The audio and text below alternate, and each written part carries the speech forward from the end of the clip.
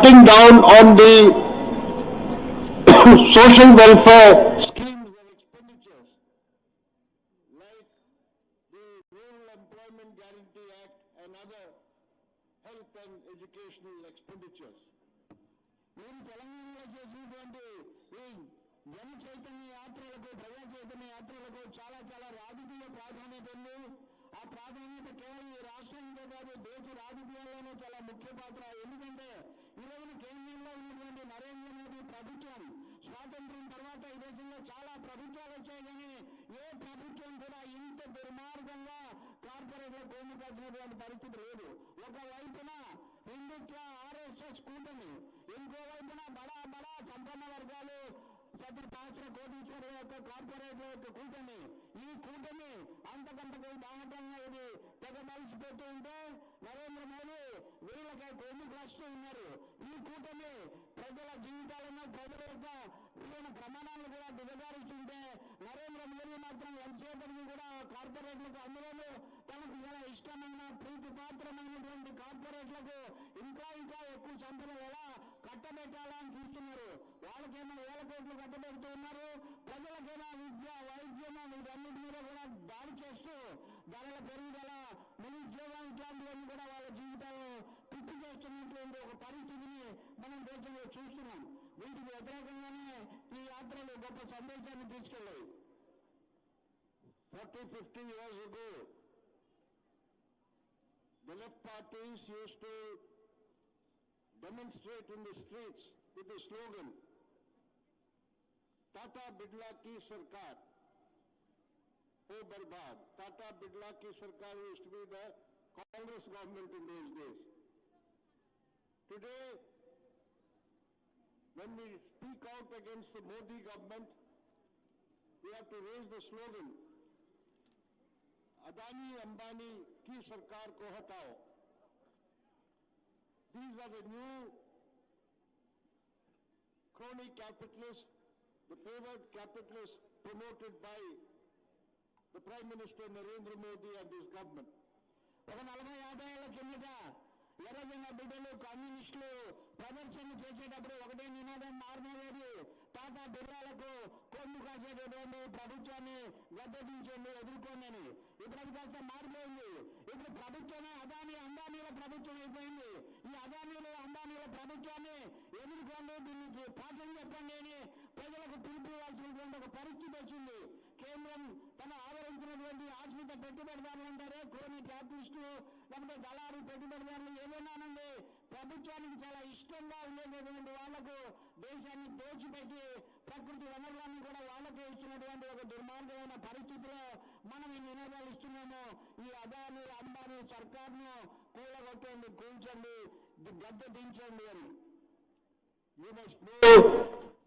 You must have heard in the media how in Parliament for a number of days there has been no proceedings and discussions because the Modi government refuses to allow a discussion on the Adani group of companies.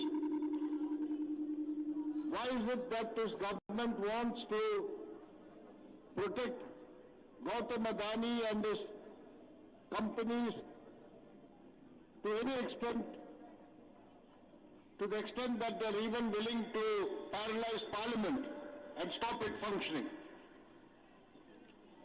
Gautam Adani is a capitalist from Gujarat who started flourishing when Narendra Modi was the Chief Minister of Gujarat. In 2014, Gautam Adani's wealth was to the tune of 50,000 crores of rupees. In 2014, Narendra Modi became the Prime Minister of India. And in 8 years, by 2022, Gautam Adani's wealth increased to 10.3 lakh thousand crores. That is from 50,000 to over 10 lakh crores of rupees. Such a rise in the wealth of any capitalist has not been seen in the world. Adani in 2014 was listed in the list of richest people in the world. His ranking was 609. By 2022, September, he had become the second richest man in the world, from 609 to the second richest man in the world. So how did he accumulate this capital and wealth? Is it possible for any ordinary company or capitalist to do this unless they are being completely backed and supported with the full might of the government, making sure that there is no restrictions, that the regulatory agencies in our country will not in any way intervene in their illegal money-making matters. All this has been facilitated by one man, one leader, Narendra Modi, as the Prime Minister of India. మీరు చూస్తున్నారు parliament సమావేశాలు ఇప్పుడు నడిచాయి. ఈ parliament సమావేశాల్లో ఏ అంశం మీద చర్చ లేదు, మాట్లాడడం లేదు. రోజు వాయిదాలు ఇవే సరిపోయింది. పార్లమెంట్ స్తంభించిపోయింది. ఎందుకు పార్లమెంట్ స్తంభించిపోయింది? ఈ అదాని అనేటటువంటి ఒక పెద్ద మనిషి ఎవరైతే ఉన్నాడో ఆయన అక్రమ వ్యవహారాలన్నీ ప్రపంచమంతా మారుమోగుతుంటే వాటి మీద చర్చ జరుపుదాము, ఈయనకి ఎట్లా వచ్చిందో దీని మీద మనము చర్చించి విషయాలు ప్రజలకు తెలియజేద్దాము అని చెప్పి ప్రతిపక్షాలు ఎన్నిసార్లు ఎంత అడిగినా, ఎంత పట్టుబట్టినా, ఎంత పోరాడినా గౌతమ్ అదాని వ్యవహారాలు మటుకు మాట్లాడే ప్రసక్తి లేదు. దాన్ని మాట్లాడనివ్వము. కావాలంటే పార్లమెంటును జరగకుండా పోయినా కానీ మాకేం అభ్యంతరం లేదని నరేంద్ర మోడీ ప్రభుత్వం ఆయన సమర్థించడానికి, ఆయన కాపు కాయడానికి గట్టిగా నిలబడింది. ఎవరు గౌతమ్ అదాని? ఈయన కాపాడాలని నరేంద్ర మోడీకి ఎందుకు ఇంత తాపత్రయం అనేది మన ముందున్నటువంటి ప్రశ్న. 2004 ముందు అంటే 14 ముందు నరేంద్ర మోడీ గుజరాత్ ముఖ్యమంత్రిగా ఉన్నప్పుడు బయలుదేరినటువంటి వ్యక్తి గౌతమ్ అదాని. అప్పుడు ఆయన ఆస్తి ఎంత? 50,000 కోట్లు. ఆ తర్వాత నరేంద్ర మోదీ ప్రధాని అయిన తర్వాత 8 సంవత్సరాల తర్వాత చూస్తే ఈ గౌతమ్ అదాని ఆస్తి ఎంత అంటే 50,000 కోట్ల నుంచి 10 లక్షల కోట్లకు పైన పెరిగిపోయింది. 10 లక్షల కోట్లకు. ఎక్కడ 50,000, ఎక్కడ 10 లక్షలు? ఆ రోజున ప్రపంచంలో ఉన్నటువంటి కోటీశ్వరులను లెక్కేస్తే అదాని 609వ స్థానంలో ఉన్నాడు. కానీ 8 ఏళ్ల తర్వాత లెక్కేస్తే 2వ స్థానంలోకి వచ్చాడు ముచ్చటగా. ఎక్కడ 600వ స్థానం నుంచి 2వ స్థానానికి ఎలా వచ్చాడు? అసలు ఏ వ్యాపారస్తులైనా, ఏ పెట్టుబడిదారుకైనా ఇంత సంపద ఎక్కడి నుంచి గుట్టలు వచ్చి పడుతుంది అంటే ఆ రహస్యం అదానికి, మోదీ గారికి మాత్రమే తెలుసు. అందుకనే వాళ్ళు దాని మీద చర్చ జరగడానికి ఎంత మాత్రం ఒప్పుకోరు. ఎవరెవరి మీద దాడులు చేస్తారు, విచారణలు అంటారు. కానీ లక్షల కోట్లు పోగేసుకుని ప్రపంచంలో 2వ స్థానానికి వచ్చినటువంటి అదానికి ఇది ఎట్లా వచ్చింది అనేటటువంటి దాని మీద మాత్రం మాట్లాడడానికి ఇష్టపడరు. ఇది ఈ రోజున పార్లమెంటు స్తంభించడానికి మూల కారణమైనటువంటి పద్ధతి. అలాగే నరేంద్ర మోదీ తనకు ఇష్టమైనటువంటి అదానిని మోస్తున్నటువంటి పద్ధతి.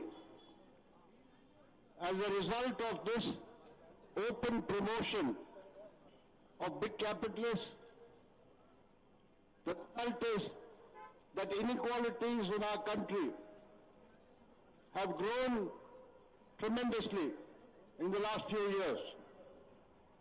According to the latest report on inequality, 1% of the richest people in India have captured more than 40% of the wealth generated in this country in the last 2 years. Inequality that exists in our country today. How does this inequality affect your lives?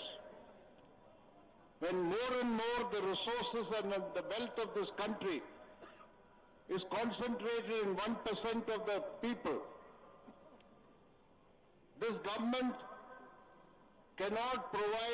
does not have the resources to provide for the welfare of the people, to provide them employment, to provide farmers with a remunerative price, to ensure that minimum wages are paid for the workers, and adequate health and educational facilities are available to the common people.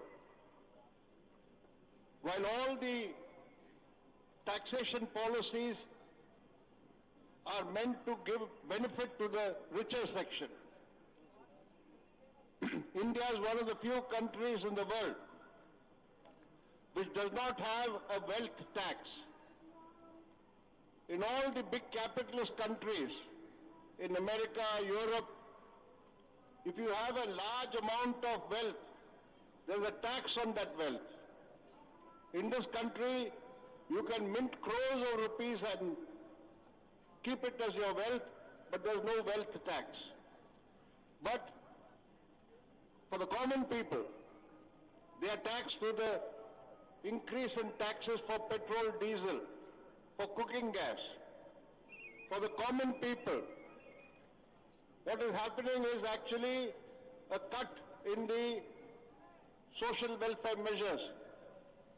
In the recent budget, which has been passed now, there is a 33% cut in the allocation for the Manrega, the Rural Employment Guarantee Act. That will mean a large number of people who want work under the Manrega will not be able to get work, will not be able to get the wages due to them, because the government is not willing to provide funds for the Manrega work. So this is the type of double burden on the people. A burden whereby resources are diverted to the big capitalists, and a burden which is imposed on them through taxes on various indirect taxes on the people. So that is why when we are going to the people, we are saying that unless we fight this pro-corporate neoliberal policies of the Modi government, there can be no relief for the workers, peasants, and other toiling sections of the people. Narendra Modi సర్కారు అనుసరించిన విధానాల ఫలితం మనకు కనిపిస్తూనే ఉంది. దేశంలో ఆర్థిక పరమైన హెచ్చుతగ్గులు చాలా పైన ఉన్నటువంటి సహస్ర కోటీశ్వరులకు, కింద ఉన్నటువంటి పేదలకు మధ్యలో అంతరం తేడా విపరీతంగా పెరిగిపోతుంది. తాజా లెక్కల ప్రకారం చూస్తే ఈ అదానీ లాంటి సహస్ర కోటీశ్వరులు వాళ్ళ చేతుల్లో 1% ఉన్నారు. వాళ్ళు ఈ 100% ఉన్న వీళ్ళ చేతుల్లో దేశ సంపదలో 40% వీళ్ళ దగ్గరే ఉంది. 1% మాత్రమే ఉన్నటువంటి బడా పెట్టుబడిదారులు ఈ దేశ ఆర్థిక వ్యవస్థను మొత్తం వనరులన్నింటినీ కూడా శాసిస్తున్నటువంటి పరిస్థితి మనం చూస్తున్నాం. ఇంకో వైపున ఉద్యోగాలు కల్పించరు, లేకపోతే కావాల్సినటువంటి సదుపాయాలు ఉండవు, వ్యవసాయ కార్మికులకు కనీస వేతనాలు ఇవ్వరు, కార్మికులకు సంబంధించినటువంటి వేతనాలు ఇవ్వరు, విద్య, వైద్యం అసలు ఉలక్కి చేస్తారు. ఏమీ లేకుండా ప్రజలకేమో సదుపాయాలు కోత కోయడమే కాకుండా వాళ్ళ మీద విపరీతమైనటువంటి భారాలు రుద్దుతున్నటువంటి పరిస్థితి. చాలా దేశాల్లో అత్యధికంగా చాలా ఎక్కువగా సంపాదించినటువంటి వాళ్ళ మీద పన్ను ఉంటుంది, సంపద పన్ను, వెల్త్ ట్యాక్స్.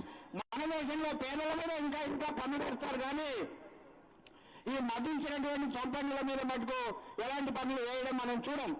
పైగా వాళ్ళకే అన్ని సదుపాయాలు కల్పిస్తారు.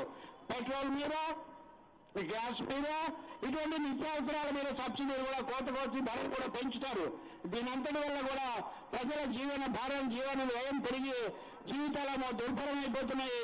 వాళ్ళేమో అంతకంతకు కూడా మదించిపోతున్నటువంటి పరిస్థితి ఇక్కడ కనిపిస్తుంది. ఈ అంతరం పోవాలి అంటే ఈ విధానాలు మారాలి. ఇప్పుడు మోడీ అనుసరించినటువంటి ఈ కార్పొరేట్ అనుకూల ప్రజా వ్యతిరేక విధానాలు మీరు ఒకటి చూడండి. మన బడ్జెట్ లో కూడా గ్రామీణ ఉపాధి పథకానికి ఉన్నటువంటి నిధులు 39-40% దాకా కోతకు వస్తారు. అది మేము పనులు చేసుకుంటామని పల్లె ప్రజలు అడుగుతుంటే వాళ్ళకి ఇచ్చేటటువంటి గ్రామీణ ఉపాధి పథకం నిధులు కోయడం ఏంటి? ఈ కోటీశ్వరులకు ఇంకా కట్టబెట్టడం ఏంటి? అందుకనే మనం వీటిని నయా ఉదారవాద విధానాలు, కార్పొరేట్ అనుకూల విధానాలు, వీటి మీద పోరాడి తిప్పి కొట్టకపోతే ఈ దేశానికి భవిష్యత్తు లేదని గట్టిగా చెప్తున్నాం. While pushing these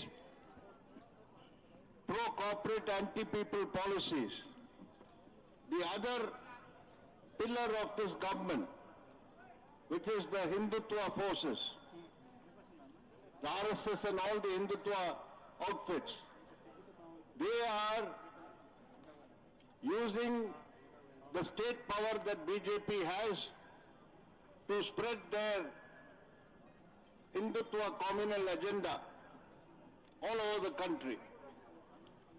Everywhere they are targeting the minorities, whether they are Muslims or Christians, creating hatred against these communities and trying to create a communal polarization. In the BJP-ruled states, if you go today, you'll find that Muslims are under attack, not only from the Hindutva outfits, but also the state government and machinery. Every day you can hear reports of attacks on Muslims. Recently in Rajasthan, 2 young Muslim men were abducted and taken to Haryana and burnt in their vehicle, alive. What is the charge against them? There are cow rakshas, cow vigilantes, who are officially appointed by the government. They go and seize these people and claim they are doing cow smuggling and then physically attack them. So there is no rights for minorities in the BJP-ruled states. They have become second-class citizens.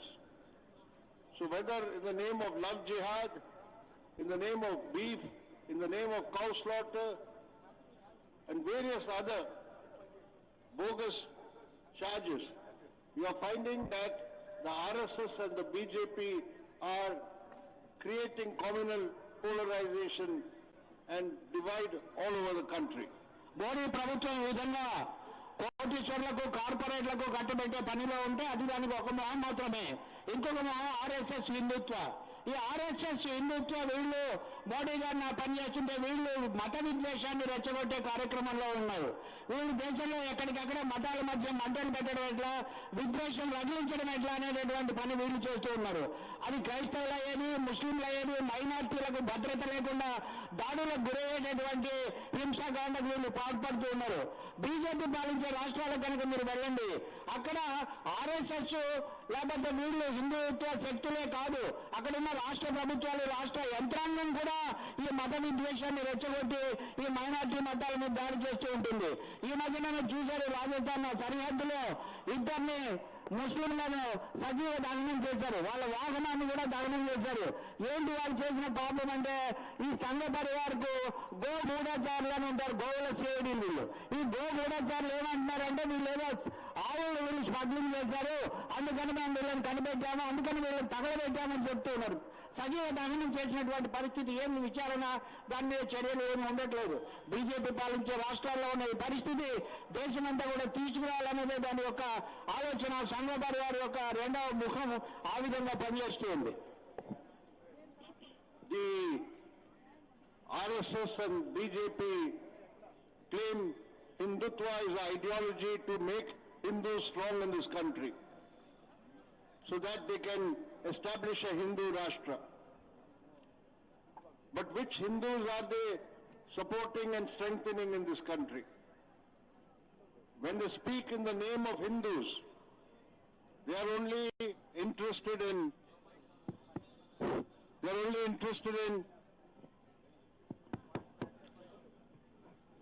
support to the big Hindu capitalists like Ambani and Adani.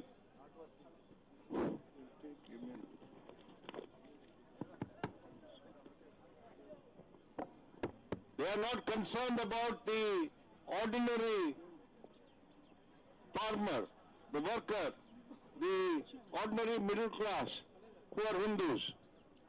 Their Hindutva, the RSS Hindutva, is a naked promotion of big capitalists and big landlords in the richest sections of the Hindu community. And that is why, in the name of Hindu nationalism and Hindu Rashtra, they are trying to help the ruling classes the richest sections to consolidate themselves. ఈ RSS సంఘ పరివార హిందుత్వ శక్తులను ఏంటయ్యా ఈ మత విద్వేషం రెచ్చగొట్టడం ఏంటి, మతాల మధ్య మంటలు పెట్టడం ఏంటి అంటే వాళ్ళు అంటారు కదా, ఈ దేశంలో హిందువులను శక్తివంతులను చేయడానికి, హిందువులకు బలం చేకూర్చడానికి మేము పని చేస్తున్నాము, దానికోసం కష్టపడుతున్నాం అంటారు. ఎవరో మీకు కావాల్సిన హిందువులు, మీకు పేద హిందువులు, మామూలు హిందువులు కనబడరు. మీకు కనబడేదంతా అదానీలు, అంబానీలు మాత్రమే. వాళ్ళను మోయడం కోసం మీరు హిందుత్వం అనేటటువంటి ముసుగేసుకొని కార్పొరేట్ శక్తులను మోస్తున్నారు. వాళ్ళని బలోపేతం చేసి సామాన్య ప్రజల మధ్య మటుకు ఈ మత చిచ్చులు అందిస్తున్నారు. దీన్ని ఎంత మాత్రం కూడా అనుమతించడం అనేది ఈ దేశానికి హానికరం అని చెప్పదలుచుకున్నాను. Neither the RSS and the Hindutva forces nor the big corporates like Adani and Ambani are interested in maintaining the democratic framework of our society.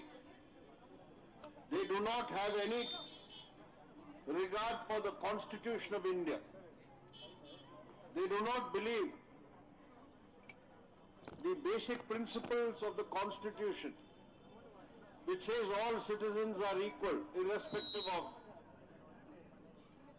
religion, race, caste or region or gender. And what we are seeing today is under the RSS-led BJP rule, an outright attack on the Constitution. The Constitution which was drafted by Dr. B.R. Ambedkar had as its basis liberty, equality and fraternity. All these three pillars of the Constitution are under attack today because the RSS does not accept really this Constitution. They want to build a Hindu Rashtra which will be governed by the Manusmriti. So this Constitution drafted by Ambedkar and adopted by the Constituent Assembly goes against all their principles and values.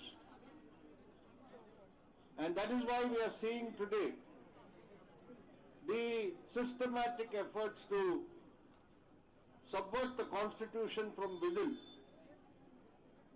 attack on the judiciary. They are trying to ensure that only judges approved by the government can be appointed, so that only there is a pliant judiciary, not an independent judiciary. What have they done with Parliament? In this second half of the budget session, it is the BJP, the ruling party, which has disrupted Parliament because they don't want a discussion on Adani. They have reduced Parliament to an irrelevance, and the members of Parliament who go to Delhi to participate in the Parliament session, who are expected to debate policies, raise issues of the people, all that is not possible today because the ruling party is out to suppress the voice of the opposition. As far as the opposition is concerned, the BJP has decided India should be an opposition-mukt Bharat. That is, there is no need for an opposition. You saw how Rahul Gandhi's membership of the Lok Sabha was disqualified last week. He is no more a member of Parliament. Various other opposition leaders are being investigated by the Enforcement Directorate and the CBI. Leaders of the RJD from Lalu Prasad Yadav and all his family members. Here the BRS leader K. Kavita. In Maharashtra, NCP leaders. In Delhi, The Deputy Chief Minister of Delhi of the AAP government is now in jail. Both cases filed by ED and CBI. There is no opposition party today which does not face ED and CBI cases. This is the way to try to stifle the opposition and suppress it. ఈ BJP ఆర్ఎస్ఎస్లు వీళ్ళ విధానం ఒకటే. వీళ్ళకి ఏ మతం మీద, ఏ కులం మీద, ఏ తెగ మీద కూడా వీళ్ళకి ఎలాంటి అభిమానం కానీ ప్రేమ కానీ ఉండదు. వీళ్ళకి కావాల్సిందంతా మతాల మధ్య మంటలు పెట్టడము, ఆ మత చిచ్చులో నుంచి ఆ పరిస్థితుల్లో కార్పొరేట్లను కాపాడడం, ఈ రెండే వీళ్ళకు ఉన్నటువంటి లక్ష్యాలు. అందుకనే మీరు చూస్తారు, వీళ్ళ వల్ల సమాజంలో మనుషుల మధ్య కూడా సమైక్యత లేనటువంటి పరిస్థితిని తీసుకురావాలని చెప్పి దేశాన్ని ఇంకా ఇంకా ఏకపక్ష పాలన వైపు తీసుకొని పోవాలని చెప్పి వాళ్ళు ఆలోచిస్తున్నారు. వాళ్ళ చర్యలన్నీ కూడా అటువైపే నడుస్తున్నాయి. వీళ్ళకి రాజ్యాంగం లేదు, అంబేద్కర్ రచించిన రూపొందించిన రాజ్యాంగం పట్ల గౌరవం లేదు. భారతదేశంలో కానీ ప్రపంచమంతా కానీ ప్రజాస్వామ్య ప్రియులు చెప్పేటటువంటి స్వాతంత్రం, సౌభాతృత్వం, సోదరత్వం ఇట్లాంటి మాటలే నచ్చవు వీళ్ళకు. వీళ్ళకి కావాల్సిందంతా కూడా విద్వేషం. ప్రతి వ్యవస్థను కూడా వీళ్ళు విచ్ఛిన్నం చేస్తున్నారు, దాన్ని తొక్కి పడుతున్నారు. ఆఖరుకు దేశంలో అత్యున్నతమైనటువంటి న్యాయ వ్యవస్థ కూడా తమ చెప్పు చేతుల్లో ఉండాలి. తమకు నచ్చిన, ప్రభుత్వం మెచ్చినటువంటి న్యాయమూర్తులను నియమించాలని చెప్పి సంఘ పరివారం ఒత్తిడి చేస్తూ, ఆ విధంగా సుప్రీంకోర్టును కూడా ఒత్తిడి పెడతాం, ఒక విధంగా అత్యున్నత న్యాయ వ్యవస్థను కూడా ఒత్తిడి పెడుతున్నటువంటి పరిస్థితి ఈ దేశంలో మనం చూస్తున్నాం. మోదీ గారికి, బీజేపీకి ప్రతిపక్ష ముక్త భారత్ కావాలి, ప్రతిపక్ష రహిత భారతదేశం కావాలి. అది ప్రతిపక్షాలు ఏంటి, ఇవన్నీ ఏంటి, నేను ఉండగానే ఏ ప్రతిపక్షాన్ని కూడా బతకనివ్వకూడదు ఈ దేశంలోనే ఒకే ఒక నినాదం ఆయన తీసుకున్నారు. అందుకనే ఎన్ఫోర్స్మెంట్ డైరెక్టరేట్, ఈడీ అంటాం మనం. ఈడీ అనేది ప్రతిపక్ష నాయకుల మీద పూర్తిగా ప్రతి చోట ఒక్క ప్రతిపక్షాన్ని కూడా వదిలిపెట్టకుండా అందరి మీద కూడా కేసులు పెట్టి వాళ్ళని తిప్పుతూ ఉంది, వాళ్ళని అణచివేయాలని చూస్తూ ఉంది. బీహార్లో లాలూ ప్రసాద్ యాదవ్ ఆర్జేడీతో మొదలుపెట్టి మహారాష్ట్రలో మనం చూసాము. అట్లాగే ఢిల్లీ ఉప ముఖ్యమంత్రి ఇప్పుడు రాజీనామా చేశారు, మాజీ ఉప ముఖ్యమంత్రి సిసోడియా అయితే ఇప్పుడు జైల్లోనే ఉన్నారు. ఇక్కడ బీఆర్ఎస్ నాయకులైనటువంటి కవిత ఇలా చెప్తూ పోతే ఒక క్రమ పద్ధతిలో ప్రతిపక్షాల మీద దాడి చేయడానికి ఈ కేంద్ర సంస్థలన్నింటినీ వాళ్ళు ఉపయోగించుకుంటున్నారు. ఇంకో వైపున ప్రజాస్వామ్య విలువలను, ప్రజాస్వామ్య వ్యవస్థలను ధ్వంసం చేస్తూ ఉన్నారు. When the opposition protests against these attacks on them by the use of the central agencies, Narendra Modi has replied to that yesterday in a speech. He says, we will not spare anybody who is corrupt, and the central agencies will continue to do their work. And he accused the opposition of uniting, and he said this is a unity of the corrupt. Bhrashtacharyon ki ekta. Now, according to the gospel of Narendra Modi, Modi Nama, all the corrupt people in this country are in the opposition parties. Nobody is corrupt in the Bharatiya Janata Party. Narendra Modi said yesterday that BJP is the largest political party in the world in terms of membership of the party. It is better to call the BJP the largest washing machine in the world, because anybody who is corrupt, once they join the BJP, then they are thoroughly washed in the washing machine, and then they are declared clean and they become a BJP leader. Today in Assam there is a chief minister, Himanta Biswa Sarma. He was a Congress leader. He was a minister in the Congress government. CBI filed a case against him of corruption at that time. He quickly joined the BJP.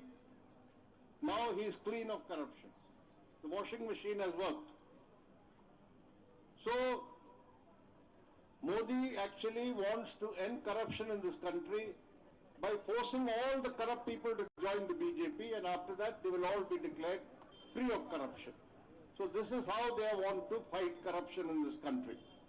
ఈ రోజున Bharatiya Janata party భారతీయ washing machine గా మారిపోయింది. ఈ washing machine గా ఉంటే అక్కడ ఏమీ అవినీతి ఉండదు. అన్ని ప్రతిపక్షాల మీద దాడులు చేస్తారు. ఏమంటే ఒక్కరు కూడా బీజేపీ వాళ్ళు లేరే అంటే నరేంద్ర మోదీ గారు నిన్ననే చెప్తున్నాడు. ఏమనంటే అవినీతి పరులందరూ ఏకమవుతున్నారు, మేము అవినీతిని నిర్మూలించడానికి కృషి చేస్తుంటే మా మీద ప్రతిపక్షాలు అన్ని కలిసి వస్తున్నాయని. అంటే మోడీ గారి సిద్ధాంతం మోడీ నామానండి, మోడీ గీతనండి, దాని ప్రకారం ఆయన ఏమంటాడంటే ప్రతిపక్షాల్లోనే అవినీతి పరులందరూ ఉన్నారు, పరమ పవిత్రులందరూ, పరమ స్వచ్ఛమైన వాళ్ళందరూ కూడా బీజేపీలోనే ఉన్నారని ఆయన సిద్ధాంతీకరిస్తున్నారు. అయ్యా హేమంత్ బిశ్వా శర్మ ఉన్నాడు, అస్సాం ముఖ్యమంత్రి, ఆయన మీద కాంగ్రెస్ లో ఉన్నప్పుడు మీరే ఈ దాడులు చేశారు, ఇప్పుడు ఆయన మీరు ముఖ్యమంత్రిని చేశారు. మరి ఈయన సంగతి ఏంటంటే ఆయన బీజేపీ వాషింగ్ మెషిన్ లో పడ్డాడు కదా, పడగానే అక్కడ శుభ్రం అయిపోయాడు. కాబట్టి ఈరోజు బీజేపీ సిద్ధాంతం అంతా ఒకటే, బీజేపీలో చేరితే బీజేపీ నీడలో ఉంటే వాళ్ళు చాలా స్వచ్ఛమైపోతారు, వాళ్ళకంతా కూడా వదిలిపోతుంది. ప్రతిపక్షాల్లో ఉంటే ప్రతిపక్ష ముక్త భారత్ కావాలి కాబట్టి వాళ్ళ మీద వాళ్ళు ఆ పేరుతో వెంటాడి వేధిస్తూ ఉంటారు. ఇటువంటి ఒక పోరాటం ఒప్పుకోరు, పార్లమెంట్ లో కూడా చర్చించరు. అంత ఏకపక్షమైనటువంటి వాషింగ్ మిషన్ వ్యవహారంగా తయారైంది. So it is very necessary today that we build the widest unity of the democratic and secular forces to fight against this Hindutva corporate regime, which is the Modi government. And as far as the Hindutva communal forces are concerned, there should be no relaxation or compromise in the fight against them. Some people think that since BJP has got support among the people, the RSS has gained some support among the people, we should not attack their Hindutva ideology and communalism. We should try to adjust to that. This is the wrong method, because it is the duty of the secular and democratic forces to go to the people and expose the nefarious designs behind the Hindutva agenda. In Kerala, where there is the left democratic government, a left-led government, in the last 9 years you would have seen, we are carrying on a relentless campaign against the BJP and the RSS and their communal agenda. That is why in the last assembly election in 2021,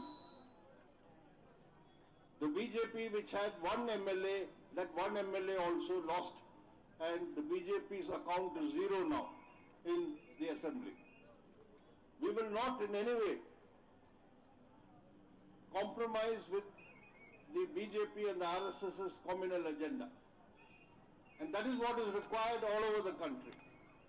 The unity of the left, democratic and secular forces to take on aggressively the communal game plan and agenda of the RSS and the BJP. అందుకనే ఈ రోజున మన కర్తవ్యం స్పష్టంగా కనిపిస్తూ ఉంది. BJP RSS యొక్క ఈ మతతత్వ రాజకీయాలకు, ఈ పాలనకు వ్యతిరేకంగా పెద్ద ఎత్తున ఉద్యమించి ప్రజలను సమీకరించాల్సింది. అందుకోసం వామపక్ష ప్రజాతంత్ర పార్టీ శక్తులు, లౌకిక శక్తులు, ఇంకా ప్రజాస్వామ్యవాదులు అందరూ కూడా కలిసి ఒక మహోద్ధృతమైన కదలిక తీసుకురావాల్సింది. కొంతమంది అంటూ ఉంటారు, ఏమంటే బీజేపీ వాళ్ళకి జనంలో బాగా మద్దతు ఉంది కదా, అందరూ చూస్తున్నారు, వాళ్ళని మనం ఓడించలేము, ఆ విషయం పక్కన పెడదామని. కుదరదు.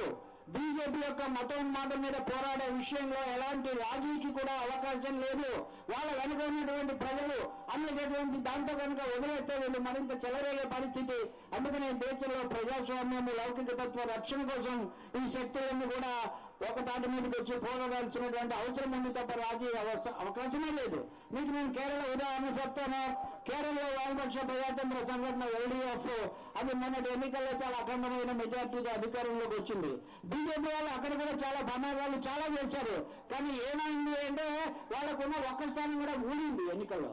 కాబట్టి బీజేపీని ఎదుర్కోలేరు, ఉన్న ఒక స్థానం కూడా తీసేసినటువంటి కేరళ ఉదాహరణ మనకు చాలా మన ముందుంది. కాబట్టి ఈ పద్ధతిలోనే రాబోయే రోజుల్లో వామపక్ష లౌకిక ప్రజాస్వామిక శక్తులన్నీ కూడా మతతత్వం మీద, బీజేపీ ఆర్ఎస్ఎస్ యొక్క ఈ దుష్ట పన్నాగాల మీద చాలా ఉధృతంగా ఉద్యమించాల్సింది. At the same time, we have to build the widest unity to struggle against the Modi government's economic policies, its pro-corporate policies. Already different sections of the working people are in struggle. We saw how the farmers are again organizing, mobilizing to continue with the struggle. A rally was held last week in Delhi regarding this. In many states, electricity workers have been on strike against the moves to privatize the distribution of electricity. In Maharashtra, they forced the government not to give the contract to the Adani's electricity company. In Uttar Pradesh also, the workers were able, through their strike, to stop the BJP government's privatization drive. And on the 5th of April, there's going to be a big rally of the workers, farmers and agricultural workers, led by their three organizations, which will be a big rally of over 1 lakh, which will throw a challenge to the Modi government about their anti-people, anti-working class, anti-peasantry policies. So we have to continue to build these big struggles and at the same time wage the struggle against the Hindutva communal forces. Both these tasks are necessary because we are fighting both Hindutva and the corporates who are today in an alliance. అందుకని ఈ సమయంలో మనము రెండు రకాల కర్తవ్యాలు, ద్విముఖ కర్తవ్యాలు నిర్వహించాల్సి ఉంది. ఒకటి హిందుత్వ మతతత్వాన్ని ఎదిరించి పోరాడాలి. రెండవది వాళ్ళు అనుసరించే కార్పొరేట్ అనుకూల ప్రజా వ్యతిరేక విధానాల మీద కూడా ఒక విస్తృతమైనటువంటి కథలకు తీసుకొని రావాలి. ఇప్పటికే అలాంటి పోరాటాలు మనం చూస్తున్నాము. రైతాంగం గతంలో చేసినటువంటి గొప్ప పోరాటం పెద్ద పేరుకు వచ్చింది, అది అందరూ గుర్తించారు. మళ్ళీ ఇటీవల కూడా వాళ్ళు ఢిల్లీలో ఒక పెద్ద యాత్ర అవన్నీ కూడా చేసి తమ కోరికలు విప్పి చెప్పారు. మహారాష్ట్రలో కూడా విద్యుత్ శక్తి ఆ కాంట్రాక్టులు అదానికి ఇవ్వద్దని చెప్పి అక్కడ కార్మిక వర్గం పెద్ద పోరాటం చేసింది. ఉత్తరప్రదేశ్ లో కూడా ఇలాంటి పోరాటం జరిగింది. అనేక రాష్ట్రాల్లో జరుగుతున్నటువంటి పోరాటాలన్నిటికీ కూడా తారస్థాయిగా ఢిల్లీలో ఏప్రిల్ 5వ తేదీన రైతులు, కార్మికులు, వ్యవసాయ కార్మికులు అందరూ కలిసి ఒక గొప్ప ప్రదర్శన జరపబోతున్నారు. అందుకనే ఈ విధానాలను అడుగడుగునా ప్రతిఘటిస్తూ బ్రహ్మాండమైనటువంటి ప్రజా పోరాటాలు, ఉద్యమాలను సమైక్యంగా దేశమంతా కూడా తీసుకురావాల్సినటువంటి బాధ్యత మన మీద ఉందని గుర్తు చేస్తూ ఉన్నాము. The final point I would like to make is about Telangana itself. We all know that the BJP and the RSS have targeted Telangana for their next breakthrough in the south. And they are going ahead with their Hindutva agenda, how to create communal divisions and polarization in Telangana. And they are using all the methods, using their tremendous money power which they have got from the corporates. They are using those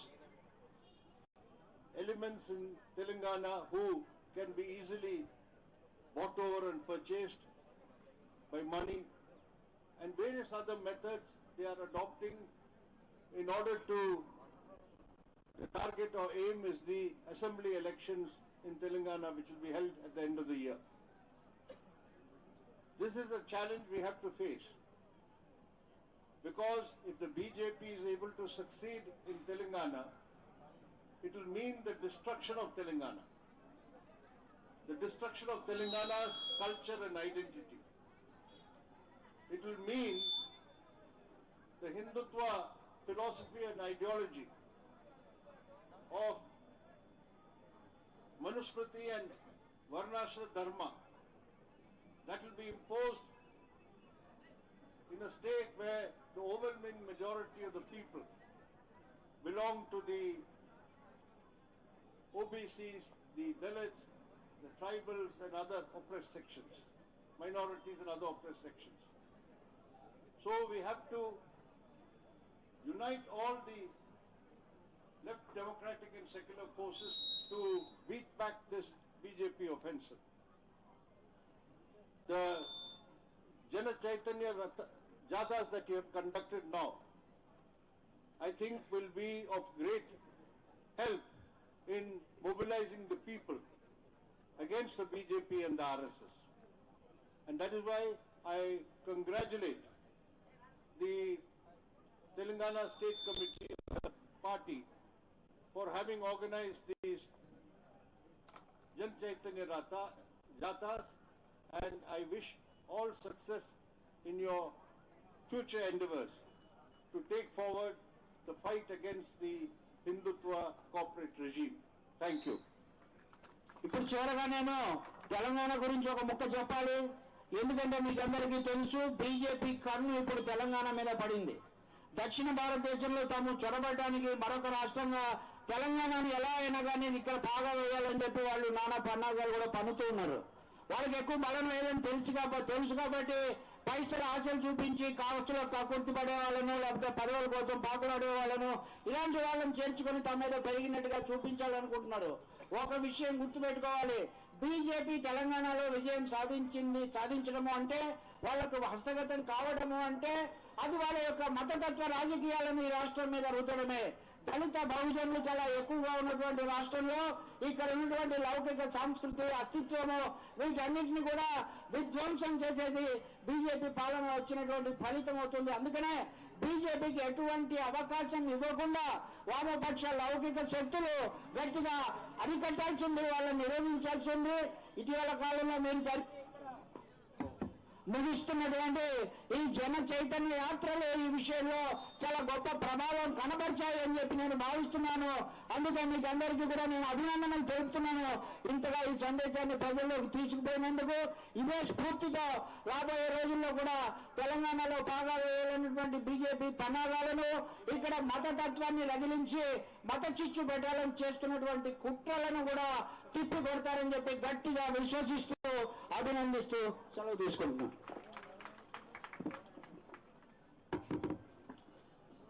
మన ఆహ్వానాన్ని మన్నించి ఈ సభకు హాజరై మంచి సందేశం ఇచ్చినటువంటి మన పార్టీ అగ్రనాయకులు, మాజీ ప్రధాన కార్యదర్శి కామెడి ప్రకాష్ కర్త గారికి ఈ సభలో అందరి తరఫున, సిపిఎం తెలంగాణ రాష్ట్ర కమిటీ తరఫున ప్రత్యేక ధన్యవాదాలు తెలియజేస్తున్నాను. ఇప్పుడు మన ఈ యాత్రల ముగింపుకు సంఘీభావం తెలియజేయడానికి మన ఆహ్వానం మేరకు వచ్చినటువంటి సిపిఐ రాష్ట్ర మాజీ ప్రధాన కార్యదర్శి, జాతీయ నాయకులు కామెడి చాడ వెంకటరెడ్డి గారిని సందేశం ఇవ్వాల్సిందిగా కోరుతున్నాను.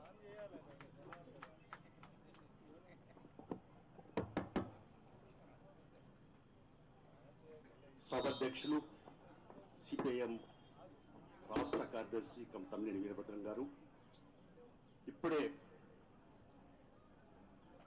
ఈ సిపిఐఎం రాష్ట్ర కమిటీ ఆధ్వర్యంలో 3 ప్రాంతాల నుంచి చేసినటువంటి జన చైతన్య యాత్రల ముగింపు సభకు ముఖ్య అతిథిగా పాల్గొని మాజీ సిపిఐఎం జాతీయ ప్రధాన కార్యదర్శి ప్రకాష్ కార్తిక్ గారు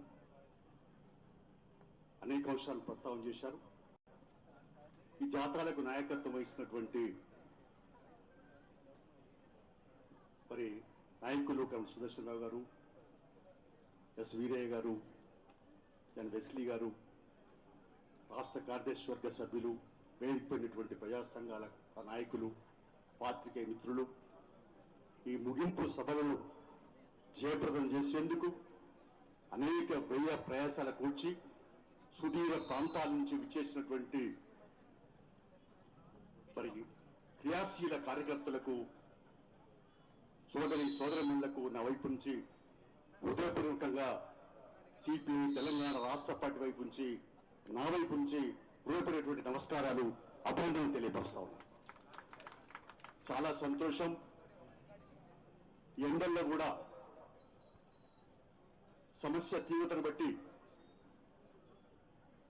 ఈ రోజున దేశవ్యాప్తంగా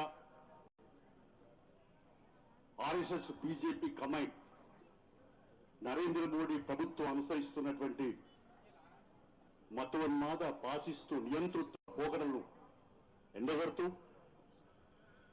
ప్రభుత్వ రంగ సంస్థల ధ్వంసం, ప్రైవేటీకరణలో పయనిస్తున్నటువంటి మోడీ ప్రభుత్వ తీర్పులను ప్రజలకు వివరిస్తూ అనేక ప్రాంతాల నుంచి మొత్తం 33 జిల్లాల వ్యాప్తంగా 3 చైతన్య యాత్రలు పర్యటించి రావడం అనేది ఇది ఓ రకంగా భవిష్యత్తు సంకేతాలకు, అంటే మన ఎర్రజెండా పార్టీలు నిరంతరం ఈ దోపిడీ వ్యవస్థలను, దుర్మార్గాలను ఎండగడుతూ ప్రజల సంక్షేమే పరమావధిగా భావిస్తూ ముందుకు పోతాయని చెప్పడానికి ఈ జనచైతన్య యాత్రలే నిదర్శనం అని చెప్పేసి కూడా ఈ సందర్భంగా మరొకసారి తెలియపరుస్తా ఉన్నాను. అలాగే ఇవాళ మనం గమనిస్తా ఉన్నాం, ప్రకాష్ కారతి గారు చాలా వివరాలు చెప్పారు కాబట్టి నేను అందులో చెప్పదలుచుకోలేదు. ప్రధానంగా నా పాత్ర నేను పోషించాల్సిన అవసరం కాబట్టి నేను చెప్పదలుచుకుంది ఏంటంటే, ఇవాళ ఈ దేశంలో వామపక్షాలు బలహీనపడ్డమనేటువంటి ప్రచారం సాగుతుంది.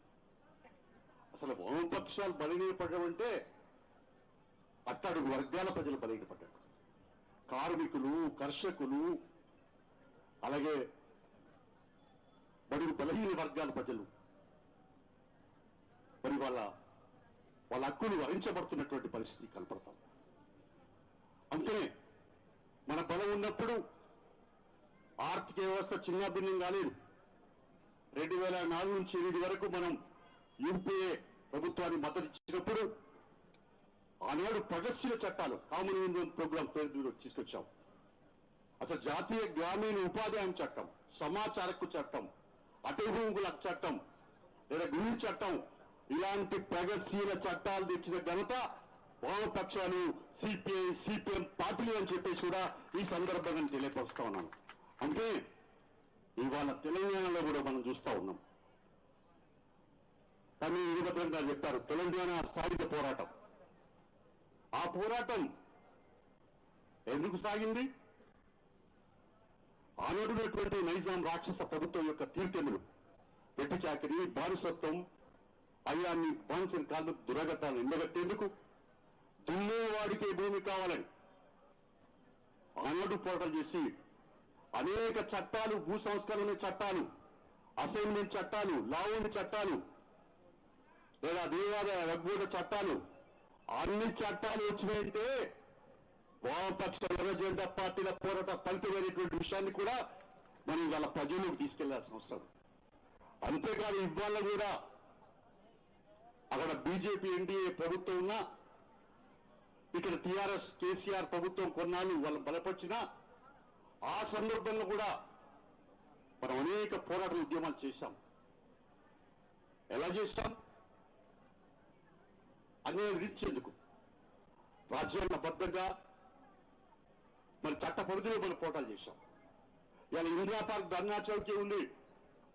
ఇందిరా పార్క్ ధర్నా చౌక్ను సాధించడంలో ఎర్రజెండాలు కీలకమైన పాత్ర పోషించి మళ్ళీ మనం ఇక్కడ ఇదే వేదికలో ఇందిరా పార్కులోనే మన ధర్నాలకు అవకాశం కల్పించుకున్నాం. సేవ్ ఆక్యుపై ది ధర్నా చౌక్ అనే నినాదంతో ముందుకెళ్ళాం. అందుకే ఇవాళ కూడా ప్రజా సమస్యలపైన మనకు రాజీ లేదు. ఎన్నికల పొత్తులకు సంబంధించి కొంత అక్కడక్కడ విమర్శలు లేదా రకరకాల పొత్తుల్లో మాట్లాడుతున్నారు. ఎన్నికల పొత్తులు కొత్త కాదు మనకు. ఆనాడు ఈనాడు ఏడైనా మనం ప్రజలకు అన్యాయం జరిగితే ఊరుకుండలేం కాబట్టి ప్రజల సంక్షేమమే లక్ష్యంగా, ప్రజల పక్షపాతిగా, బడుగు బలహీన వర్గాల దారి దిగున్నటువంటి పేద ప్రజల పక్షపాతిగా గతంలో చేస్తాం.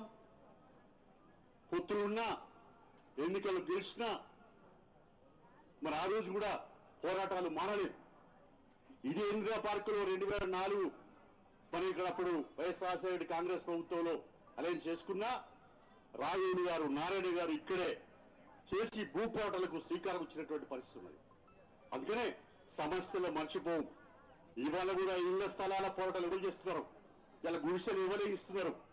ఇలా పక్కా ఇల్లు కావాలని పోరాడుతుంది ఎవరు? అరుగులకు రేషన్ కార్డు కావాలా? మరి కేసీఆర్ ఇచ్చిన హామీలు కూడా నిరుద్యోగ వృత్తితో సహా ఇవన్నీ అమలు చేయాలంటుంది కూడా మనమే. అందుకనే ఇవాళ సమస్యలపైన సమరానికి, సమస్యలకు రాజీ లేని పత్రంలో మనం ఉద్యమాలు చేస్తాం. అందుకనే సిపిఐ పార్టీ కూడా ఈ ఏప్రిల్ 14 నుంచి మే 14 దాకా ఒక నెల రోజుల పాటు పల్లె పల్లెకు సిపిఐ అనే నిదానంతో యాత్రలు నిర్వహిస్తా ఉన్నాం. అందుకనే మన లక్ష్యమల్లా సిపిఐ సిపిఎం అందరం కూడా ఇవాళ దేశంలో ఉన్నటువంటి మతోన్మాద ఒక నియంతృత్వ ఫాసిస్టు బీజేపీ ప్రభుత్వం, ప్రో కార్పొరేట్ ప్రభుత్వం, లేదా మరి రైతుల వ్యతిరేక, కార్మికుల వ్యతిరేక, లేదా మరి బడుగు బలైన వర్గాల వ్యతిరేక, అంతేకాకుండా డాక్టర్ బిఆర్ అంబేద్కర్ రచించిన రాజ్యాంగాన్నే తులకాలిచ్చేటువంటి, లేదా ప్రతిపక్షాలు లేని ప్రజాస్వామ్యం కోరుకుంటున్నటువంటి, అన్ని రకాల కూడా ప్రజలపైన ముప్పై దాడి చేస్తున్నటువంటి, ఓవైపున ప్రజలపైన భారాలు ధరలు పెంచేసి పెట్రోలు, డీజిల్, సిలిండరు, వంట నూనె పెంచేసి పెరిభారాలు, మరి కార్పొరేట్ సంస్థలకు రాయితీలు, లక్షల కోట్ల రాయితీలు ఇస్తున్నటువంటి పరిస్థితి చూస్తా ఉన్నాం. అందుకని ఏదేమైనా రానున్న కాలంలో కూడా మంచి సంకేతాలు తెలంగాణలో సిపిఐ సిపిఎం రెండు పార్టీలు కలిసి ఒక ఎజెండాతో ముందుకు సాగితే మొత్తం మనకంతా కూడా ప్రజలందరిలో కూడా పెద్ద చర్చ జరుగుతుంది. వామపక్షాలు ఇవాళ ఒకేసారి నేటికి నేడే ఏకం కాకపోయినా ఐక్య ఉద్యమాల ద్వారా భవిష్యత్తులో సిపిఐ సిపిఐ ఎర్ర జెండా పార్టీలు ఈ రాష్ట్రంలో బలమైన పునాదున్న పార్టీలు మనం మరి ముందుకు సాగడానికి రెండు పార్టీల సంయుక్త మండల, జిల్లా, రాష్ట్ర స్థాయి నాయకత్వం యొక్క సమావేశాలు ఏర్పాటు చేస్తున్నాం. దాని ద్వారా భవిష్యత్తు సంకేతాలు ఇద్దాం. ఏదైనా ఇక్కడ అసెంబ్లీలో మరి శాసనమండలిలో గొంతులు ముగమైనాయి. ప్రజల పక్షంగా మాట్లాడలేరు. చాలా మంది నాతో మాట్లాడుతూ ఉన్నారు, అయ్యా వామపక్షాలు లేవు, అందుకని ఇక్కడ ప్రజల గొంతుక లేరు. నరేంద్ర మోడీ ప్రశ్నించే గొంతుకలు నొక్కేస్తా ఉన్నాడు. ప్రజాస్వామ్యంలో మరి ప్రతిపక్షాలు లేని ప్రజాస్వామ్యం కోరుకుంటా ఉన్నాడు. అందుకని ఇలాంటి నేపథ్యంలో మళ్ళీ మనం ఏదైతుందో save constitution, save democracy, save secularism అనే నినాదాలతో ముందుకు సాగాలి. అందుకనే రానున్న కాలంలో కూడా మనంతా కలిసి ప్రయాణం చెయ్యాలి.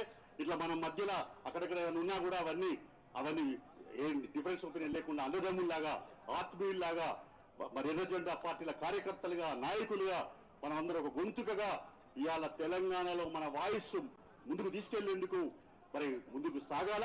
తద్వారా వామపక్షాల ఐక్యత ద్వారానే తెలంగాణలో కూడా బీజేపీని అడ్డుకొట్టొచ్చు. అదే ముందు కూడా ఉదాహరణ.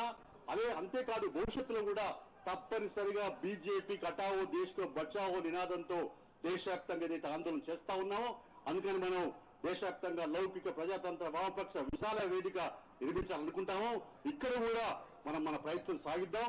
ఏదైనా కూడా రానున్న కాలంలో వామపక్షాల ఐక్యతే తెలంగాణలో భవిష్యత్తు బాటలేస్తాయి, బడుగు బలైన వర్గాల ఆకాంక్షలు నెరవేరుతాయని చెప్పి ఆశాభావాన్ని వ్యక్తం చేస్తూ మరి మీరందరూ కూడా మండు టెండర్లు సైతం లెక్క చేయకుండా ఈ సభను చేపట్టడానికి కంకరబద్రైనటువంటి మీ అందరికీ నాయకత్వానికి, నన్ను ఆహ్వానించినటువంటి రాష్ట్ర సిపిఎం రాష్ట్ర నాయకత్వానికి అవకాశం కల్పించిన మీ అందరికీ పేరు పేరున ఉదయపూర్వకంగా నమస్కారాలు తెలుపుతూ సెలవు తీసుకుంటాం.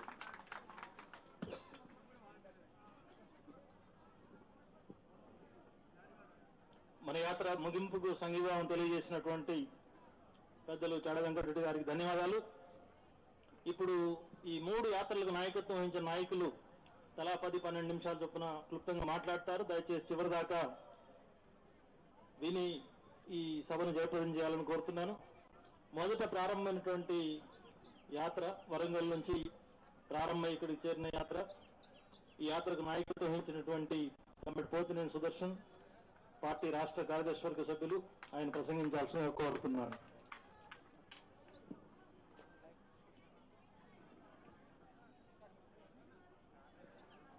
సభాధ్యక్షులు, పార్టీ రాష్ట్ర కార్యదర్శి, మన ప్రియతమ నాయకులు తమ్మినేని వీరభద్రం గారు, ఈనాటి మన ముఖ్య అతిథి పెద్దలు గౌరవనీయులు కమరేడ్ ప్రకాష్ కరత్ గారు, సంఘీభావం తెలియజేయడానికి చేసినటువంటి సిపిఐ రాష్ట్ర కార్యదర్శి, మాజీ కార్యదర్శి కమరేడ్ చాడ వెంకటరెడ్డి గారు, మరో 2 యాత్రలకు నాయకత్వం వహించినటువంటి సహచర నాయకులు వీరయ్య గారు, జాన్ వెస్లీ గారు, రాష్ట్ర కార్యదర్శి వర్గ సభ్యులు, ఈ బృంద సభ్యులు, ఈ కార్యక్రమంలో పాల్గొంటున్న సోదరులు, పెద్దలు, పాత్రికేయ మిత్రులు, ఎలక్ట్రానిక్ మీడియా మిత్రులందరికీ ముందుగా నా నమస్కారం. ఈ యాత్ర 17వ తేదీ నాడు సిపిఎం అఖిల భారత ప్రధాన కార్యదర్శి సీతారాం యేచూరి ప్రారంభించారు. ఈ రోజుకి 1350 కిలోమీటర్లు 10 జిల్లాల్లో యాత్ర పూర్తి చేసుకొని ఇక్కడికి రావడం జరిగింది. 42 భారీ సభలు నిర్వహించాం. 103 కార్నర్ మీటింగులు లాంటివి జరిగాయి. చాలా పెద్ద ఎత్తున ప్రజలు ఈ యాత్రకి సంఘీభావం తెలియజేశారు, భాగస్వాములయ్యారు, జయప్రదం చేయడంలో తమ వంతు పాత్రని నిర్వహించారు. ఈ యాత్రలో పార్టీ రాష్ట్ర కార్యదర్శి తమ్మినేని వీరభద్రం గారు, కేంద్ర కమిటీ సభ్యులు నాగయ్య గారు, సీతారాములు గారు, రాష్ట్ర కార్యదర్శి వర్గ సభ్యులు జోలకంటి రంగారెడ్డి గారు, పాలడుగు భాస్కర్ గారు, మల్లి లక్ష్మి గారు కూడా ఈ యాత్రలో ఉన్నారు. రాష్ట్ర కార్యదర్శి గారు దాదాపు యాత్ర మొత్తం ఇందులో ఉండి ఒక ముఖ్యమైనటువంటి పాత్రని నిర్వహించారు. ఈ యాత్రకు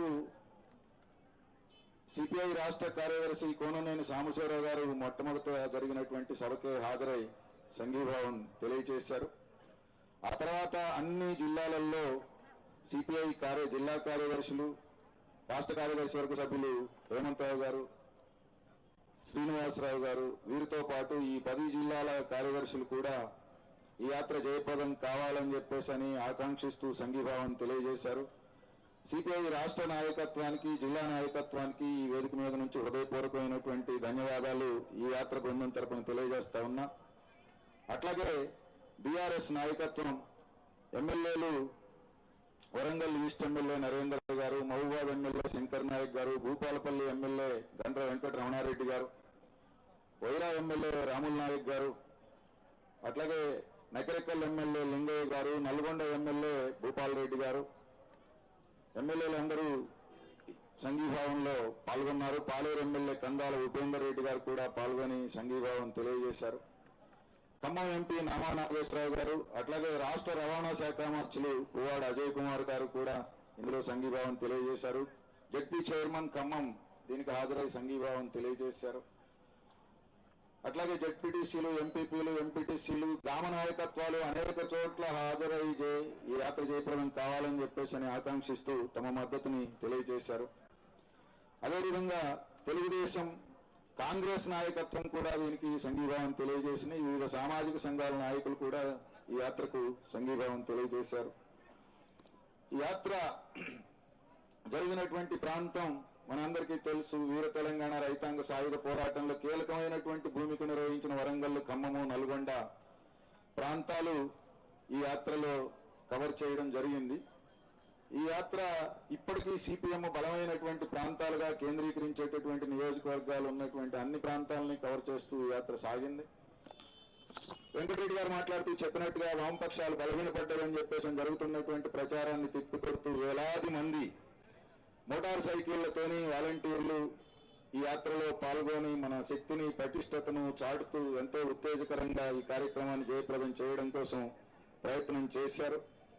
వారందరికీ కూడా ఈ సందర్భంలో ధన్యవాదాలు తెలియజేస్తా ఉన్నాం.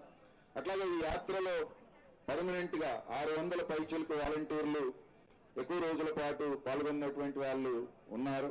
అట్లాగే సోషల్ మీడియా ప్రజానాట్య మండలి బృందం కూడా చాలా పెద్ద ఎత్తున యాత్రను జయప్రదం కావడంలో కీలకమైనటువంటి భూమిక నిర్వహించారు. అట్లాగే ఈ యాత్ర నిర్వహించబడతా ఉన్నటువంటి సందర్భంలోనే ఒక 2 కీలకమైనటువంటి పరిణామాలు జరిగినాయి. ఈ దేశంలో ప్రజాస్వామ్యాన్ని, లౌకిక తత్వాన్ని, రాజ్యాంగాన్ని కాలరాస్తూ తనదైనటువంటి నియంతృత్వ ఫాసిస్టు ధోరణిలో ముందుకు సాగుతా ఉన్నటువంటి బీజేపీ వ్యవహరిస్తున్నటువంటి తీరుకు ఒక ఉదాహరణగా రాహుల్ గాంధీ పార్లమెంటు సభ్యత్వాన్ని రద్దు చేస్తూ రాహుల్ గాంధీకి నరేంద్ర మోడీ దొంగ అని మాట్లాడారనే కారణంతో శిక్ష వేసినటువంటి పరిణామం యాత్ర జరుగుతున్నటువంటి సందర్భంలోనే జరిగింది.